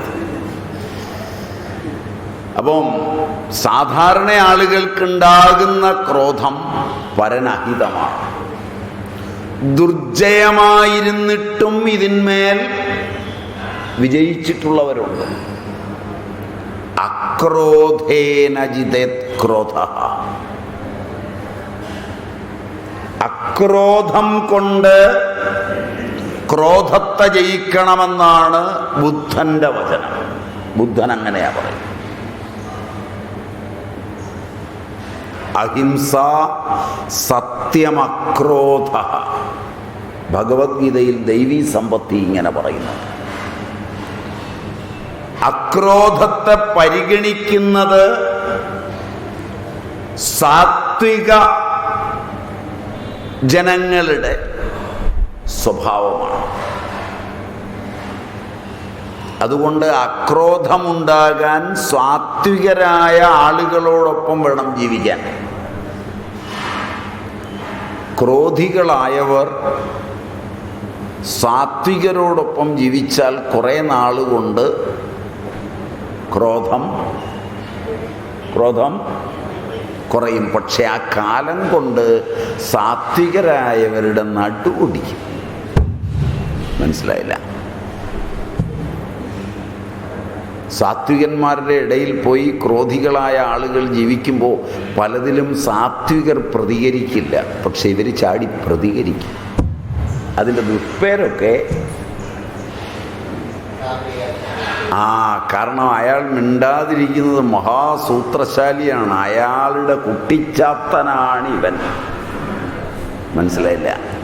ഇവനെ വിട്ട് ചെയ്യിക്കുകയാണ് എന്ന് പറയും.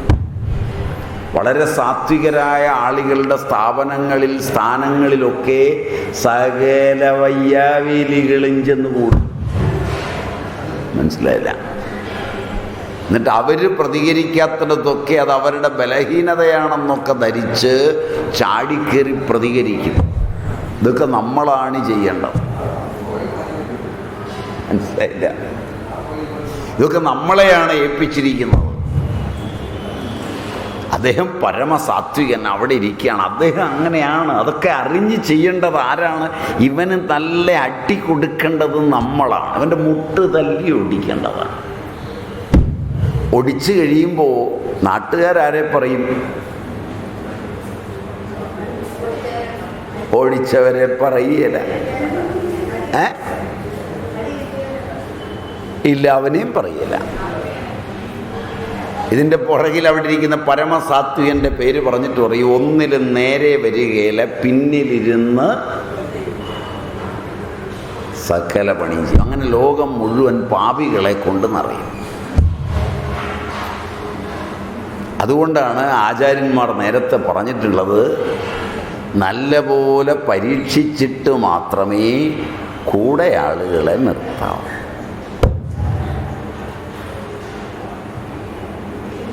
വളരെ സാത്വികന്മാരായ ആളുകളോടൊപ്പം നടന്നിട്ട് ഇടനേരം കിട്ടുമ്പോൾ ഷാപ്പിലോട്ട് പോകും. അതിന് തൊട്ടു മുമ്പേ രണ്ടുപേരെയും ഒന്നിച്ച് കണ്ടതാണ്. ഇപ്പോൾ അതിലൊരുത്തനാണ് ഷാപ്പിലേക്ക് പോയിരിക്കുന്നത്. ഷാപ്പിൽ നിന്ന് ഇറങ്ങി വന്നപ്പോൾ കക്ഷത്തിലൊരു കുപ്പി ചാരായമുണ്ട്. ഇത് മറ്റേ പുള്ളിക്കുള്ളതാണ്. മനസ്സിലായില്ല? വളരെ രഹസ്യമായേ കുടിക്കുള്ളൂ, പുറത്തൊന്നും കുടിക്കുക.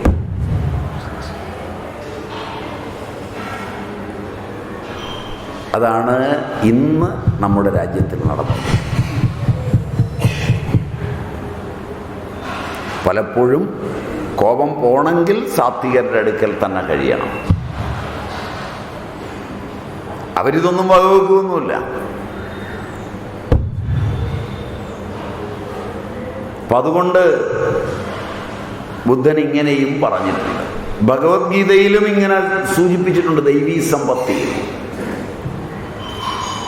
അപ്പം അക്രോധത്തിന്,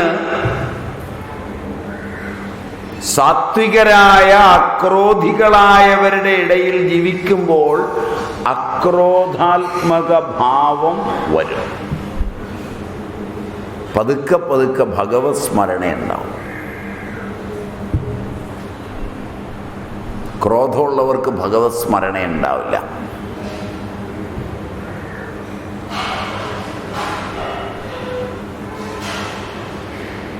ഭഗവത് സ്മരണ ഉണ്ടായാൽ ക്രോധം പോവും.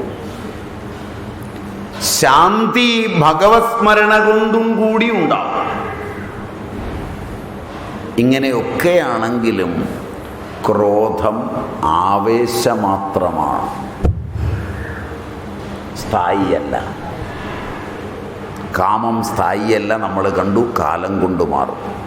ക്രോധം സ്ഥായിയല്ല, അല്പകാലസ്ഥിതമാണ്. നരകദ്വാരമാണെങ്കിലും ക്രോധവും സ്ഥായിയല്ല. ലോഭം സ്ഥായിയാണ്. അതാണ് നമ്മൾ ആദ്യം പറഞ്ഞു. ചൈന ഈ ഉദാഹരണം എല്ലാം ഞാൻ പറഞ്ഞത്.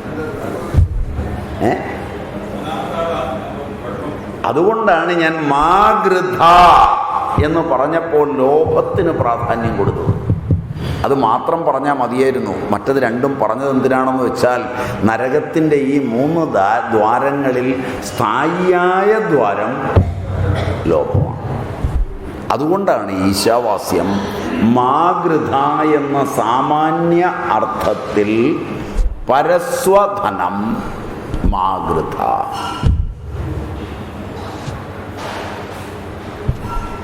ലോഭമരുത്.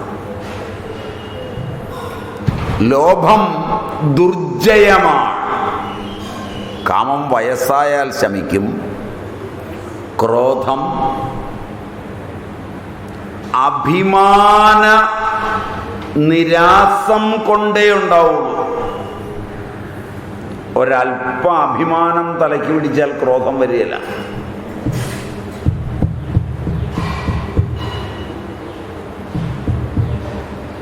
നല്ല പോലെ കോപിക്കാൻ തുടങ്ങുമ്പോൾ, വീട്ടിൽ ഭാര്യയുമായിട്ട് നല്ല പോലെ കോപിക്കാൻ തുടങ്ങുമ്പോൾ തൻ്റെ എതിരാളി അവിടുന്ന് വരുന്നുണ്ടെന്ന് പറഞ്ഞാൽ ക്രോധം NH വഴി ഇറങ്ങി. കണ്ടിട്ടില്ല?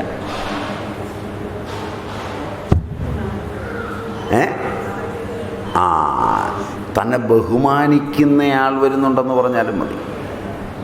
അതാണ് ഈ ചിലപ്പോഴൊക്കെ പറ്റുന്നത്. ചിലപ്പോഴൊക്കെ അടിച്ച് തകർത്ത് നിൽക്കുമ്പോഴായിരിക്കും സാധാരണ ചെല്ലാറുള്ള വളരെ ബഹുമാന്യനായ ഒരു സ്വാമി വീട്ടുമുറ്റത്തേക്ക് ചെല്ലുന്നത്. ഭാഗത്തുനിന്ന് മോനെയും മോളെയൊക്കെ വിളി കേൾക്കുന്ന മനസ്സിലായില്ല? ശ്രീകണ്ഠേശ്വരത്തിൻ്റെ നിഘണ്ടുവിൽ അത്യപൂർവമായി തപ്പിയാൽ കിട്ടുന്ന പദങ്ങളൊക്കെ അടിച്ച് കയറ്റുന്നുണ്ട്. അപ്പോഴാണ് സ്വാമി ചെല്ലുന്നത്. സ്വാമിക്കൊരു സംശയമായി. ബെല്ലടിച്ചാൽ തന്നെ വന്ന് ഈ രൂപത്തിൽ കണ്ടാൽ തകർന്നു പോകും. കൊണ്ട് വേണ്ട. സ്വാമി ഒരു കാര്യം ചെയ്തു, ഇറങ്ങി വഴി നിന്നു. ആദ്യത്തെ പദം കേട്ടുകൊണ്ട് ബാക്കി ഊഹിക്കാവുന്നതുകൊണ്ട് ഒളിഞ്ഞു നിന്ന് കേൾക്കുകയൊന്നും വേണ്ട. സ്വാമി ഇറങ്ങി ഗേറ്റും ഒക്കെ കടന്ന് അവിടെ വന്നു. അത് കഴിഞ്ഞപ്പോഴാണ് ഗേറ്റിൽ കൂടെ ആരെങ്കിലും ഒന്ന് വരണമല്ലോ. വന്നില്ലേ മോശമാണ്, താനാദ്യം കരുതി. അപ്പോൾ നടന്നുകൊണ്ടിരിക്കുകയാണ്. നടന്ന് ഇങ്ങോട്ട് വരുമ്പോൾ ഒരാൾ വരുന്നു. എന്താ ഇങ്ങോട്ട് വന്നതാണ്, വരുന്ന വഴിയാണ്, ഞാനും വരാം. ഇപ്പം രണ്ടുപേരുടെയും കൂടെ ഒച്ച അകത്ത് കേട്ടു. അപ്പം ആരോ വരുന്നുണ്ടെന്ന് പരസ്പരം കോപിക്കുന്നതിനിടയിൽ ഭാര്യ തന്നെ പറഞ്ഞു, ആരോ വരുന്നുണ്ട്, ആരുടെയോ. നീ എന്ന് നോക്ക്. വേണേ നിങ്ങളീ എന്ന് നോക്ക്. വരട്ടെ, ഈ കിടക്കുന്ന നോക്കുക. നീ അവർക്ക് ഒന്ന് പെറുക്കി വെക്ക്. കോപമൊക്കെ പോയി. മനസ്സിലായില്ല? നേരെയും കയറി വന്നാൽ മോശം അച്ഛനാണോ അമ്മയാണോ വേറെ വല്ലതുമാണോ വരുന്നതെന്ന് അറിയില്ല. ഇത് പോയി നോക്ക്. ചെന്നു ജനലിൽ കൂടെ നോക്കിയപ്പോൾ ഒരു സ്വാമി ഒരാളോട് വരുന്നുള്ളൂ. സമാധാനമായി. ഗേറ്റ് കടന്നിട്ടേ ഉള്ളൂ, അകത്തേക്ക് കയറിയിട്ടില്ല. അപ്പോൾ ഒന്നും കണ്ടിട്ടില്ല, ഒന്നും അറിഞ്ഞിട്ടില്ല. മനസമാനം. മനസ്സിലായി? ഉടനെ അത് സ്വാമിയാണ് വരുന്നത് കേട്ടോ. സാധനമൊക്കെ പെറുക്കി വെച്ചു, എല്ലാം റെഡിയായി, മുഖമൊക്കെ കഴുകി തുടച്ചു, പാട് വല്ലയിടത്തും ഉണ്ടേ അതുമൊക്കെ ഒന്ന് തൂത്ത് പുരട്ടി, പൊട്ടൽ വല്ലതും ഉണ്ടെങ്കിൽ അതൊക്കെ ഒന്ന് തൂത്ത് കടന്നു വന്നു. എന്താ പറ്റി? അത് അവിടെ വരുന്ന വഴി അവിടെ ഒരു കമ്പ് നിന്നിരുന്നു, അതേ കൊണ്ടു. അത് അവൾ പറഞ്ഞുകൊണ്ടിരിക്കുകയായിരുന്നു. അതേ ഇവള് ചട്ടുകത്തിന് കീച്ചിയതാണ്. വന്നു വരുന്നു. നീ നോക്കി നിൽക്കാതെ വേഗം പോയി ചായ എടുത്തുകൊണ്ടുവരാൻ പറഞ്ഞു. ശരിയല്ല.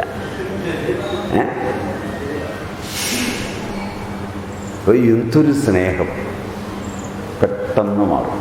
ക്രോധത്തിന് ഇത്രേ ആയുസുള്ളൂ. Am I right?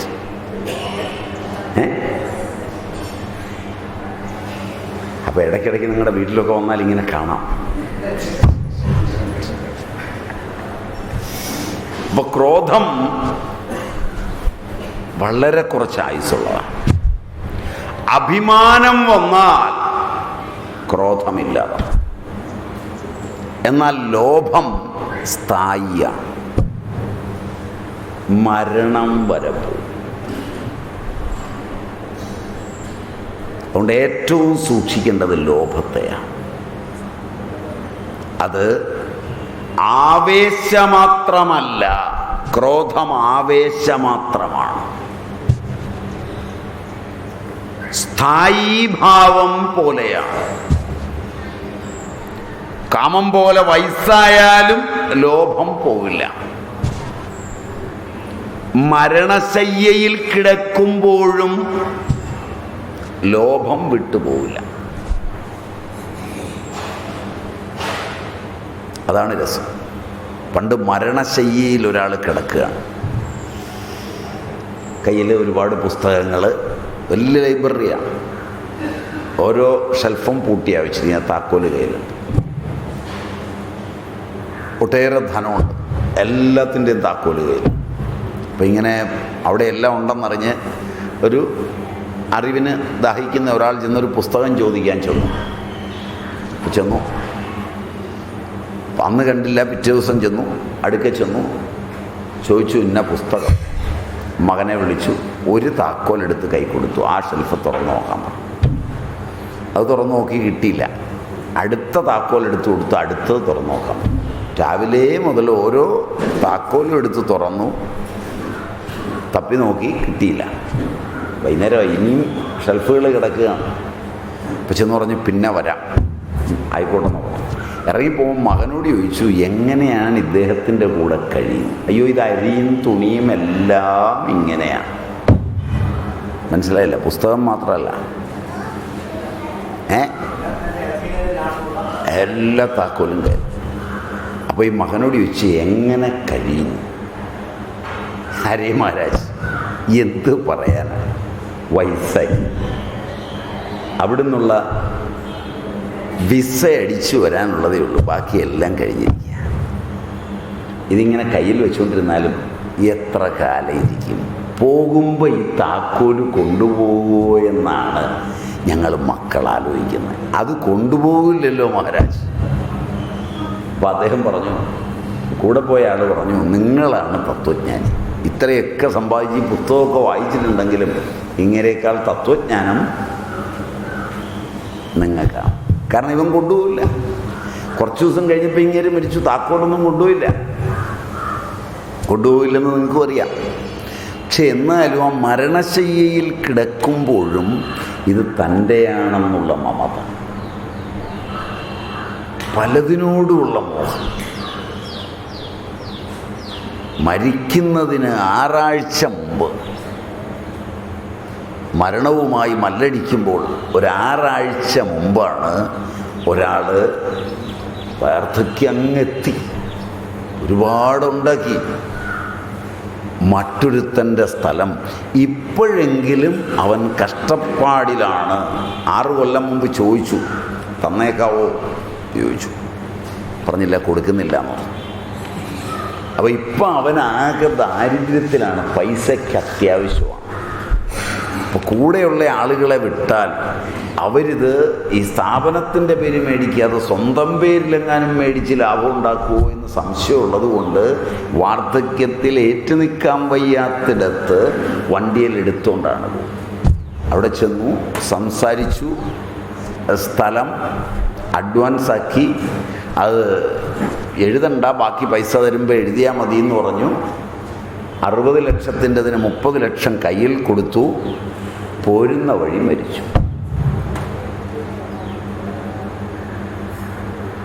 ലോഭിയുടെ ധനം ഒന്നും കൊടുക്കാതെ അയാളുടെ കടവും തീർന്നു, സ്വസ്ഥായി. ഇതാണ് ലോകം. നിങ്ങൾക്കിതില്ലല്ലോ. നിങ്ങൾക്ക് ആർക്കും ഈ ലോഭമില്ലല്ലോ.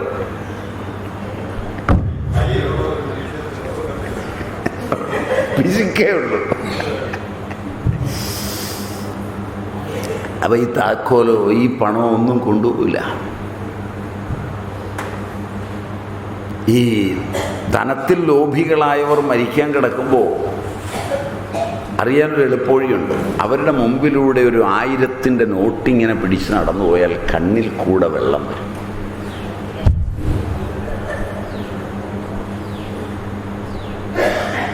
നോക്കിയിട്ടുണ്ടോയെന്നറിയില്ല. ഈ മക്കളിൽ ചിലർ എല്ലാം തൻ്റെ പേരിൽ എഴുതി വെപ്പിച്ചിട്ട് ഇങ്ങനെ കിടക്കും. എഴുതി കഴിഞ്ഞാൽ പിന്നെ വെള്ളം കൊടുക്കുകയില്ല. ഈ കിടപ്പിങ്ങനെ കിടക്കുമ്പോൾ പണം കൊണ്ടുപോകുമ്പോൾ അവർക്ക് ഓർമ്മ വരും തന്നെ കളിപ്പിച്ചത്. സാധനങ്ങൾ കൊണ്ടുപോകുമ്പോൾ ഓർമ്മ വരും. അപ്പോൾ നോക്കിയാൽ കണ്ണുകളിലേക്ക് നോക്കിയാൽ അറിയാം ലോഭത്തിൻ്റെ ഈ കണ്ണുനീർത്തുള്ളികൾ.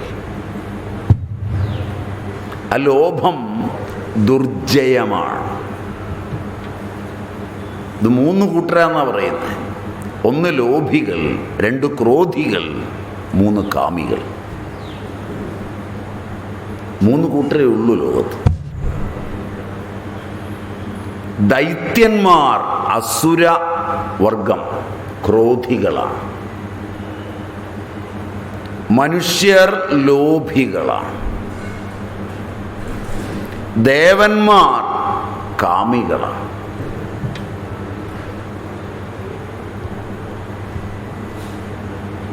ഇപ്പൊ കൂടുതൽ ദേവന്മാരാണ്.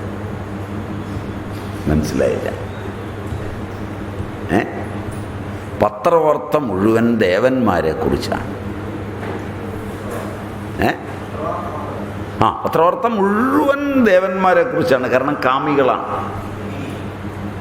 കാമത്തിൻ്റെ അല്ലാത്ത ഒരു വാർത്തയും പത്രത്തിലില്ല.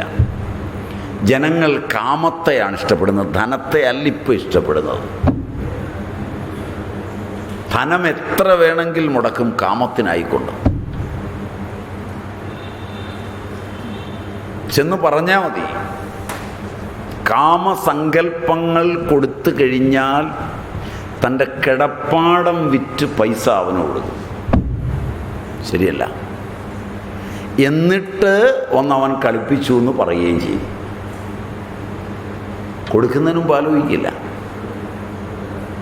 അവിടെ 100 കോടി കളിപ്പിച്ചു, ഇവിടെ 50 കോടി കളിപ്പിച്ചു, മറ്റിടത്ത് 1000 കോടി കളിപ്പിച്ചു, ഇവിടെ സൗരോർജം കളിപ്പിച്ചു, അവിടെ കോളേജ് സീറ്റ് കളിപ്പിച്ചു. ശരിയല്ല? ശ്രദ്ധിച്ചിട്ടില്ല?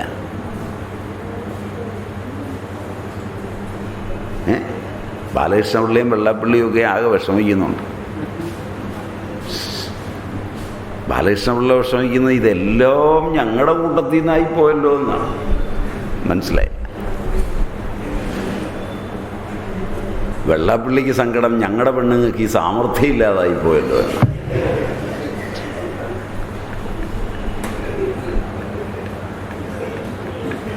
അതൊക്കെ നിങ്ങൾ തീരുമാനിച്ചോളൂ. ഇപ്പം എന്തായാലും കാമത്തിൻ്റെ കാലമായി. കാമതപ്തമാണ് ജഗത്ത്. ദേവന്മാർ കാമികളാണ്. അതുകൊണ്ടാണ് ബ്രഹ്മദേവൻ ദേവന്മാർക്ക് ഉപദേശം കൊടുത്തപ്പോൾ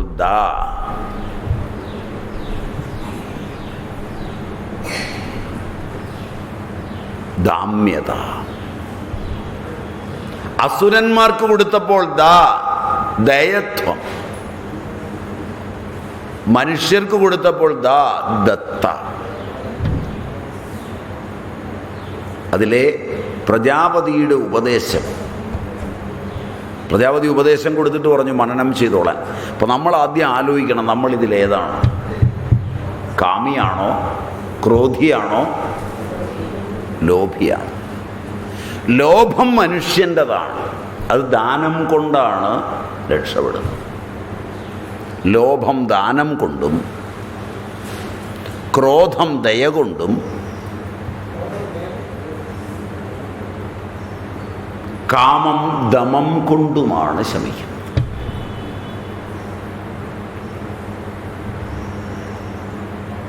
ഇത് മൂന്നുമാണ് നമ്മെ വൈകാരികമായി. ഇത് മൂന്നിൻ്റെയും ഉച്ചാടനം. ദേവലോകത്ത് അതുകൊണ്ടാണ് അപ്സരസ്സുകളൊക്കെ ഉള്ളത്. ദേവലോകമൊക്കെ ഈ ലോകമാണ്. ഈ ദേവന്മാർ ഭരിക്കുമ്പോഴാണ് ജനാധിപത്യത്തിലൊക്കെ അപ്സരസ്സുകൾ കയറി ഇറങ്ങുന്നത്. നമ്മളൊക്കെ ചെന്നാൽ കയറ്റി വിടുകയില്ല, വാതിൽക്കലുള്ളവൻ വിടില്ല. അവൻ അപ്സരസ്സുകളെ കണ്ടറിയാം. മനസ്സിലായില്ല? ഇപ്പം നിങ്ങൾ നിങ്ങളുടെ പിള്ളേർക്ക് വേണ്ടി വേറൊരാൾക്ക് വേണ്ടിയൊക്കെ സെക്രട്ടേറിയറ്റിലേക്ക് ചെന്ന് കഴിഞ്ഞാൽ കയറ്റിവിടുമോ? കയറ്റിവിടുകയില്ല. ജനാധിപത്യ മണ്ണാങ്കട്ട എന്ന് പറഞ്ഞിട്ട് കാര്യമൊന്നുമില്ല. എന്തിന്? നിങ്ങളുടെ രാജ്യത്ത് നിങ്ങളെയും ഞങ്ങളെയും ഒക്കെ നിരീക്ഷണത്തിലാണ്. വല്ല കുഴപ്പവും വരുത്തുമോ? അതിനാണ് ഈ ക്യാമറ യുഗം, CC ക്യാമറ യുഗം. അപ്സരസ്സുകൾ കടന്നു പോകുമ്പോൾ അവരുടെ ദേവതുല്യമായ പ്രഭ കൊണ്ട് ക്യാമറയുടെ ലെൻസ് തട്ടിപ്പോകും. അതുകൊണ്ട് ചിത്രം കിട്ടില്ല. അതൊരു പ്രത്യേകതരം പ്രകാശമാണ്. അതുകൊണ്ടാണ് കാമത്തെ ദമം കൊണ്ട് അടക്കം, അറിവ് കൊണ്ട് കാമത്തെ നിയന്ത്രിച്ചെടുക്കുക. ബ്രഹ്മദേവൻ പ്രജാപതി അതുകൊണ്ട് ഉപദേശിച്ചത് 3 കൂട്ടർക്കും എന്നാണ്. പഠിച്ചിട്ടുണ്ടാവും ഇത്. ബൃഹദാരണ്യകം അല്ല, ശാന്തോക്യമാണെന്ന് വളരെ ഭംഗിയായി പറഞ്ഞു കൊടുത്തിട്ടുണ്ട്. ദത്ത, ദാമ്യത, ദേയത്വം. അങ്ങനെ അവർ പോയി മനനമൊക്കെ ചെയ്ത് പ്രജാപതിയെ സമീപിച്ചപ്പോൾ പ്രജാപതി എന്തു മനസ്സിലായി എന്ന് ചോദിച്ചപ്പോൾ അവരിത് 3 പറഞ്ഞത്. 3 കൂട്ടരും 3 പറഞ്ഞത്, ഒന്നല്ല പറഞ്ഞത്. അപ്പൊ ദാനവന്മാർ മനനം ചെയ്ത ശേഷം നമ്മുടെ പ്രബലദോഷം ക്രൂരതയാണ് എന്നറിഞ്ഞു, ക്രോധമാണെന്ന് മനസ്സിലാക്കി. നമ്മൾ ലോകത്തെ വിറപ്പിച്ചു കഴിയുന്നു. പ്രജാപതി ദയത്വം ഈ ഉപദേശമാണ് നമുക്ക് തന്നത്. അവർ വീണ്ടും പ്രജാപതിയെ സമീപിച്ചു. അങ്ങ് ദയത്വം എന്ന് പറഞ്ഞു, പ്രാണികളോട് ദയ, ക്രോധമരുത്. മാനവരുടെ ഊഴത്തിൽ ദാനം ലോഭമാണെന്ന് പറഞ്ഞു. അവർ ജീവിതകാലം മുഴുവൻ ലോഭികളായി കഴിയുന്നു. മനനം ചെയ്ത് വീണ്ടും പ്രജാപതിയുടെ അടുത്ത് ചെന്നു. എന്തു മനസ്സിലായി എന്ന് ചോദിച്ചപ്പോൾ ദത്ത എന്ന് പറഞ്ഞു. കൊടുക്കുക, ദാനം ചെയ്യുക. നിങ്ങൾ മനുഷ്യരാണെങ്കിൽ ദാനം ചെയ്യുക, നിങ്ങൾ അസുരന്മാരാണെങ്കിൽ ദയ കാണിക്കുക, അന്ധകരണ വിശുദ്ധിയെ. നിങ്ങൾ ദേവന്മാരാണെങ്കിൽ ദമം. അപ്പോൾ മാനവാധികാരം കൊണ്ടാണ് ലോഭത്തെ ഇല്ലാതാക്കുന്നത്. അതുകൊണ്ട് ഈ ശ്രുതി, ഈശാവാസ്യം മാനവാധികാരത്തിൽ നിന്നുകൊണ്ട് മാഗൃധ കസ്യസിധ്വനം, പരധനം കരസ്ഥമാക്കുന്നതിനുള്ള അഭിലാഷം ത്യജിക്കുക. ആരുടെയും ധനം ആഗ്രഹിക്കാതിരിക്കുക. സ്വീയധനത്തിലും അഭികാംക്ഷ വെച്ചു പുലർത്താതിരിക്കുക. പ്രാപ്തമാകുന്ന ധനമെല്ലാം ലോക കല്യാണത്തിനു വേണ്ടി ഉപയോഗിക്കുക. ധനം ലക്ഷ്മിയുടെ ബാഹ്യരൂപമാണ്. ലക്ഷ്മിക്ക് ആന്തരിക രൂപവും ബാഹ്യരൂപവുമുണ്ട്. ധനമെല്ലാം ലക്ഷ്മിയുടെ ബാഹ്യരൂപവും കർമ്മഫലത്തിലെ തൃപ്തിയും ആനന്ദവും ലക്ഷ്മിയുടെ ആന്തരരൂപവുമാണ്.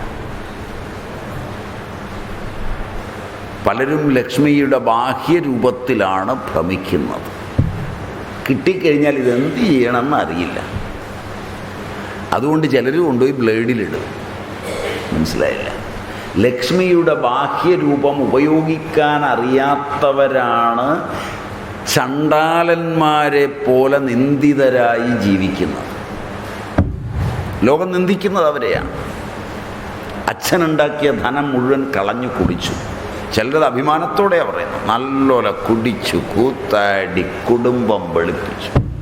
ഇപ്പോൾ ഞങ്ങളുടെ സ്ഥലത്താണ് ആശുപത്രി ഒരാൾ വെച്ചിരിക്കുന്നത്, ഞങ്ങളുടെ സ്ഥലം വാങ്ങിച്ചാണ് കൊട്ടാരം പണി, ഇതൊക്കെ ഞങ്ങളുടേതായിരുന്നു എന്ന് പറഞ്ഞാൽ ഞങ്ങൾ കുടിച്ചു മുഴുവൻ തീർത്തിട്ടുണ്ട്. എന്നാലും ലോഭം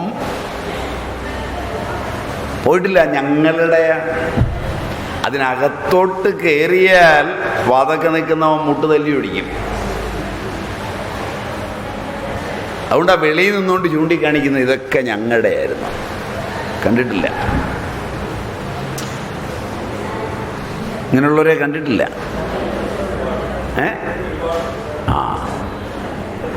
ഇതിന് കാരണം ലക്ഷ്മിയുടെ ബാഹ്യാഭ്യന്തര രൂപങ്ങൾ അറിയാത്തവരാണ്.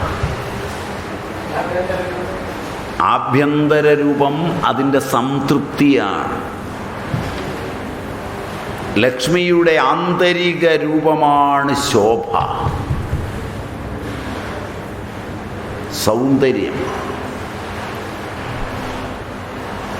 അതുകൊണ്ടാണ് ലക്ഷ്മി നാരായണൻ്റെ അടുത്ത് നിത്യം ഇരിക്കുന്നത്. ലോക കല്യാണത്തിനു വേണ്ടി, ജഗത് രക്ഷയ്ക്കു വേണ്ടി നാരായണൻ രക്ഷാശക്തിയാണ്. അവിടെയാണ് ധനമിരിക്കുക. അത് അന്തരംഗ ശക്തിയാണ് രക്ഷ. അപ്പോ ബാഹ്യശക്തി ജഗത് രക്ഷയ്ക്കുള്ള മൂലധനമാണ്. ഭാഗവതവും മറ്റും പറയുന്നത് അത് എല്ലാവർക്കും എത്തണം എന്നാണ്. അതുകൊണ്ട് എല്ലാവർക്കും എത്തേണ്ടതുകൊണ്ട് അതിനെ പിടിച്ചു വെക്കരുതെന്നാണ്. നാരായണ ഭാവത്തിൽ നിന്ന് ലക്ഷ്മിയെ പിടിച്ചു വെച്ച് സൂക്ഷിക്കുന്നവൻ്റെ വംശപരമ്പര തന്നെ ദുഃഖിയായിത്തീരുമെന്നാണ്. യാവത് ഭ്രിയേത ജഠരം താവത് സ്വത്വം ഹി ദേഹിനാം അധികം യോ അഭിമന്യേത സസ്തേനഃ ദണ്ഡമർഹതി എന്നാണ് ഭാഗവതം പറയുന്നത്. ഒരു നേരത്തെ ഉദരപൂരണത്തിനുള്ളതേ സ്വന്തമാക്കാവൂ. അതിൽ കൂടുതൽ എൻ്റെയാണെന്ന് അഭിമാനിക്കരുത്.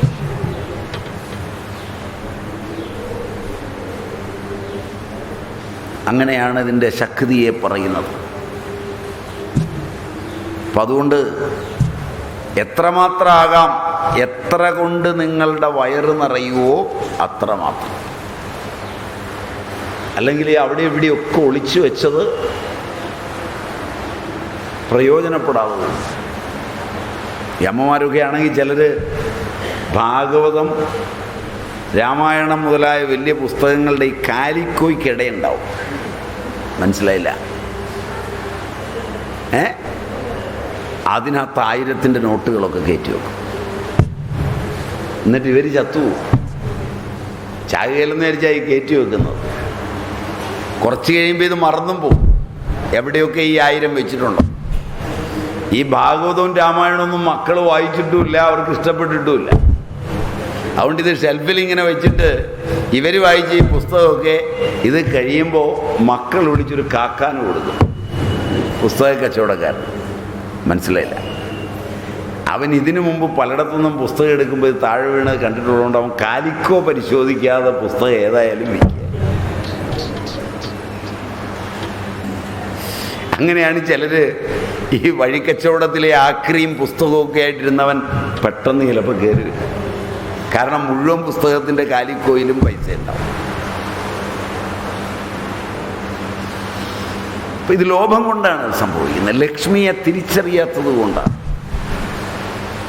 അനപഗാമിനിയായ ലക്ഷ്മിയെ അറിയേണ്ട പോലെ അറിയണം.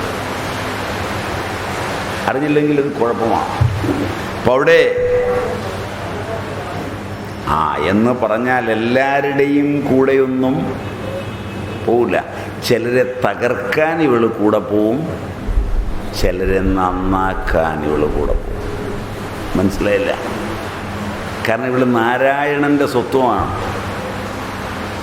അതുകൊണ്ട് നാരായണൻ പരീക്ഷിക്കാൻ വിടുന്നിടത്തെല്ലാം കയറി തുള്ളുന്നവളാണ്. അതുകൊണ്ട് ഇവളെ പിടിക്കാൻ പോകരുത്, നാരായണനെ പിടിക്കാൻ പോകണം. മനസ്സിലായില്ല. നിങ്ങൾ ഇവളെ കയറി പിടിക്കും, സംഗതി ഗതികേടാവും, നാണക്കേടായിട്ട് മാറും. നാരായണനെ പിടിച്ചാൽ നാരായണന്റെ കൂടെ ഇവിടെ നിന്നോളും, പോവില്ല. അതുകൊണ്ടാണ് ശിവള്ളിയും പറഞ്ഞത്, ഗോപീവസന നിര കവർന്നോരു ദൈത്യാരിയെ തൻ ചിത്തേ വന്ദിച്ച വഞ്ചീശ്വര തവ നിർവനീതിക്ക് തെറ്റില്ല. പക്ഷേ പൊൽത്താർ മാതാപിതാതൻ കണവനെ വിടുവാൻ ആശ്രയിക്കുന്നു ദാസീവൃത്യ നിത്യം ഭവാനെ കനിവളിലുദിക്കൊല്ല കാരുണ്യരാശേ. ചക്രവർത്തി തിരുമനസ്സേ, നിങ്ങൾ പണ്ട ഗോപീവസന നിരകവർന്ന ദൈത്യാരി 2 കുറ്റം ചെയ്തവനാണ്. ഒന്നിവൻ ഗോപാങ്കനമാരുടെ വസ്ത്രം അപഹരിച്ചു, അതാണ് ഒരു കുറ്റം. 2 ഇവൻ ദൈത്യാരിയാണ്. മനസ്സിലായില്ല. അതുകൊണ്ട് ഇവനെ അങ്ങ് ചിത്തത്തിൽ ബന്ധിച്ചു. പുറത്തു പോകണ്ടെന്ന് വിചാരിച്ച് തൻ്റെ ഹൃദയത്തിൽ കൃഷ്ണനെ ബന്ധിച്ചു. കൊള്ളാം. കള്ളനെ ബന്ധിക്കുന്നത് രാജധർമ്മമാണ്. ഇവൻ കള്ളനാണ്, ഇവനെ ബന്ധിച്ചതും കൊള്ളാം. കൊലപാതകിയാണ്, ഇവനെ ബന്ധിച്ചത് കൊള്ളാം. ചിത്തേ ബന്ധിച്ച വഞ്ചീശ്വര തവ നൃപനീതിക്ക് തെറ്റില്ല. പക്ഷേ ഈ കള്ളനെ ബന്ധിച്ചു കഴിഞ്ഞാൽ മിടുക്കിയാണ് ഭാര്യയെങ്കിൽ, ഈ ചാരായമൊക്കെ കട്ടുവയ്ക്കുന്നിടത്തൊക്കെ കാണാം, ഭാര്യ മിടുക്കിയാണെങ്കിൽ പതുക്കെ പോലീസുകാരുടെ ഇടയിലും ആഭ്യന്തരമന്ത്രിയുടെ ഇടയിലും ഒക്കെ ഇങ്ങനെ കയറി ഇറങ്ങി നടക്കും, ഒന്ന് വിട്ട് കിട്ടുന്നവരെ. മനസ്സിലായില്ല. പൊൽത്താർ മാതാപിത തൻ കണവനെ വിടുവാൻ ആശ്രയിക്കുന്നു ദാസീവൃത്യ. അങ്ങയുടെ ദാസിയായിട്ട് വന്ന് ലക്ഷ്മി ഇവനെ ഒന്ന് വിട്ടുതരാൻ വേണ്ടിയുള്ള കളിയെല്ലാം കാണിക്കുന്നു. ഇവളിൽ അല്പം പോലും കരുണ അങ്ങയ്ക്ക് ഉണ്ടാകരുത്. ഉണ്ടായാൽ ഇവൻ സ്ഥലം വിടും. മനസ്സിലായില്ല. അതുകൊണ്ട് ഈ ധനം വരുമ്പോഴൊക്കെ സൂക്ഷിച്ചോണം. ഇത് വരുന്നതനുസരിച്ച് ഇവളോട് ഈ പ്രിയം അങ്ങ് കൂടി കൂടി വരും. ഇവളോട് പ്രിയം കൂടുമ്പോൾ മറ്റവനെയും കൊണ്ട് ഇവളെ സ്ഥലം വിടും, വേറൊരുത്തൻ്റെ അടുക്കലേ. അതാണ് ഈ അനപഗാമിനി എന്നൊക്കെയാണ് ഇവളെ വിളിക്കുന്നത്. മനസ്സിലായില്ല. അതുകൊണ്ട് ഇവളെ വിശ്വസിച്ചൊന്നും ഒരു പണി നടക്കുകയില്ല. വിശ്വസിക്കാവുന്ന ഒരുത്തനേ ഉള്ളൂ, മറ്റവനെ. അപ്പോൾ ആവശ്യം വരുമ്പോഴൊക്കെ ഇവളിങ്ങി വരും.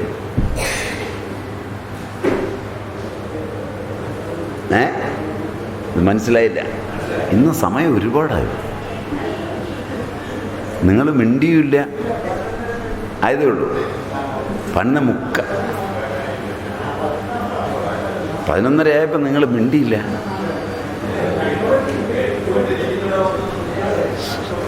അതുകൊണ്ട്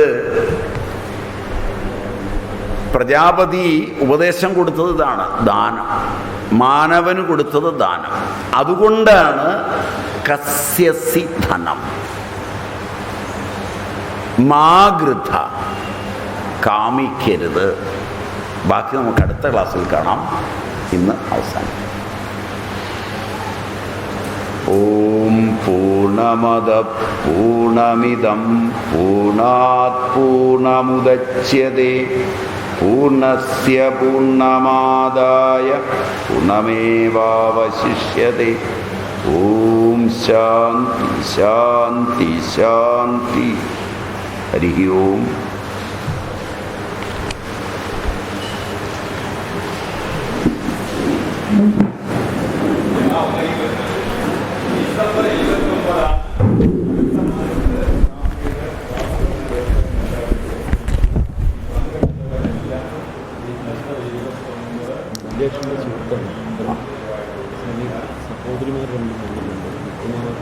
കുറച്ച് നേരത്തെ വന്നായിരുന്നു. ഞാൻ പോകാൻ തുടങ്ങി. ഞാനൊന്ന് പറഞ്ഞു കൊടുത്തിട്ട് പോകാൻ നോക്കാം.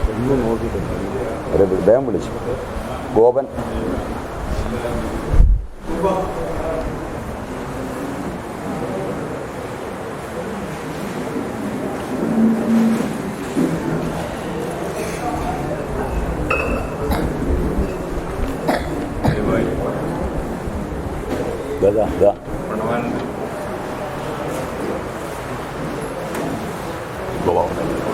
എൻ്റെ പ്രശ്നമോ ആരൊക്കെ നടക്കും.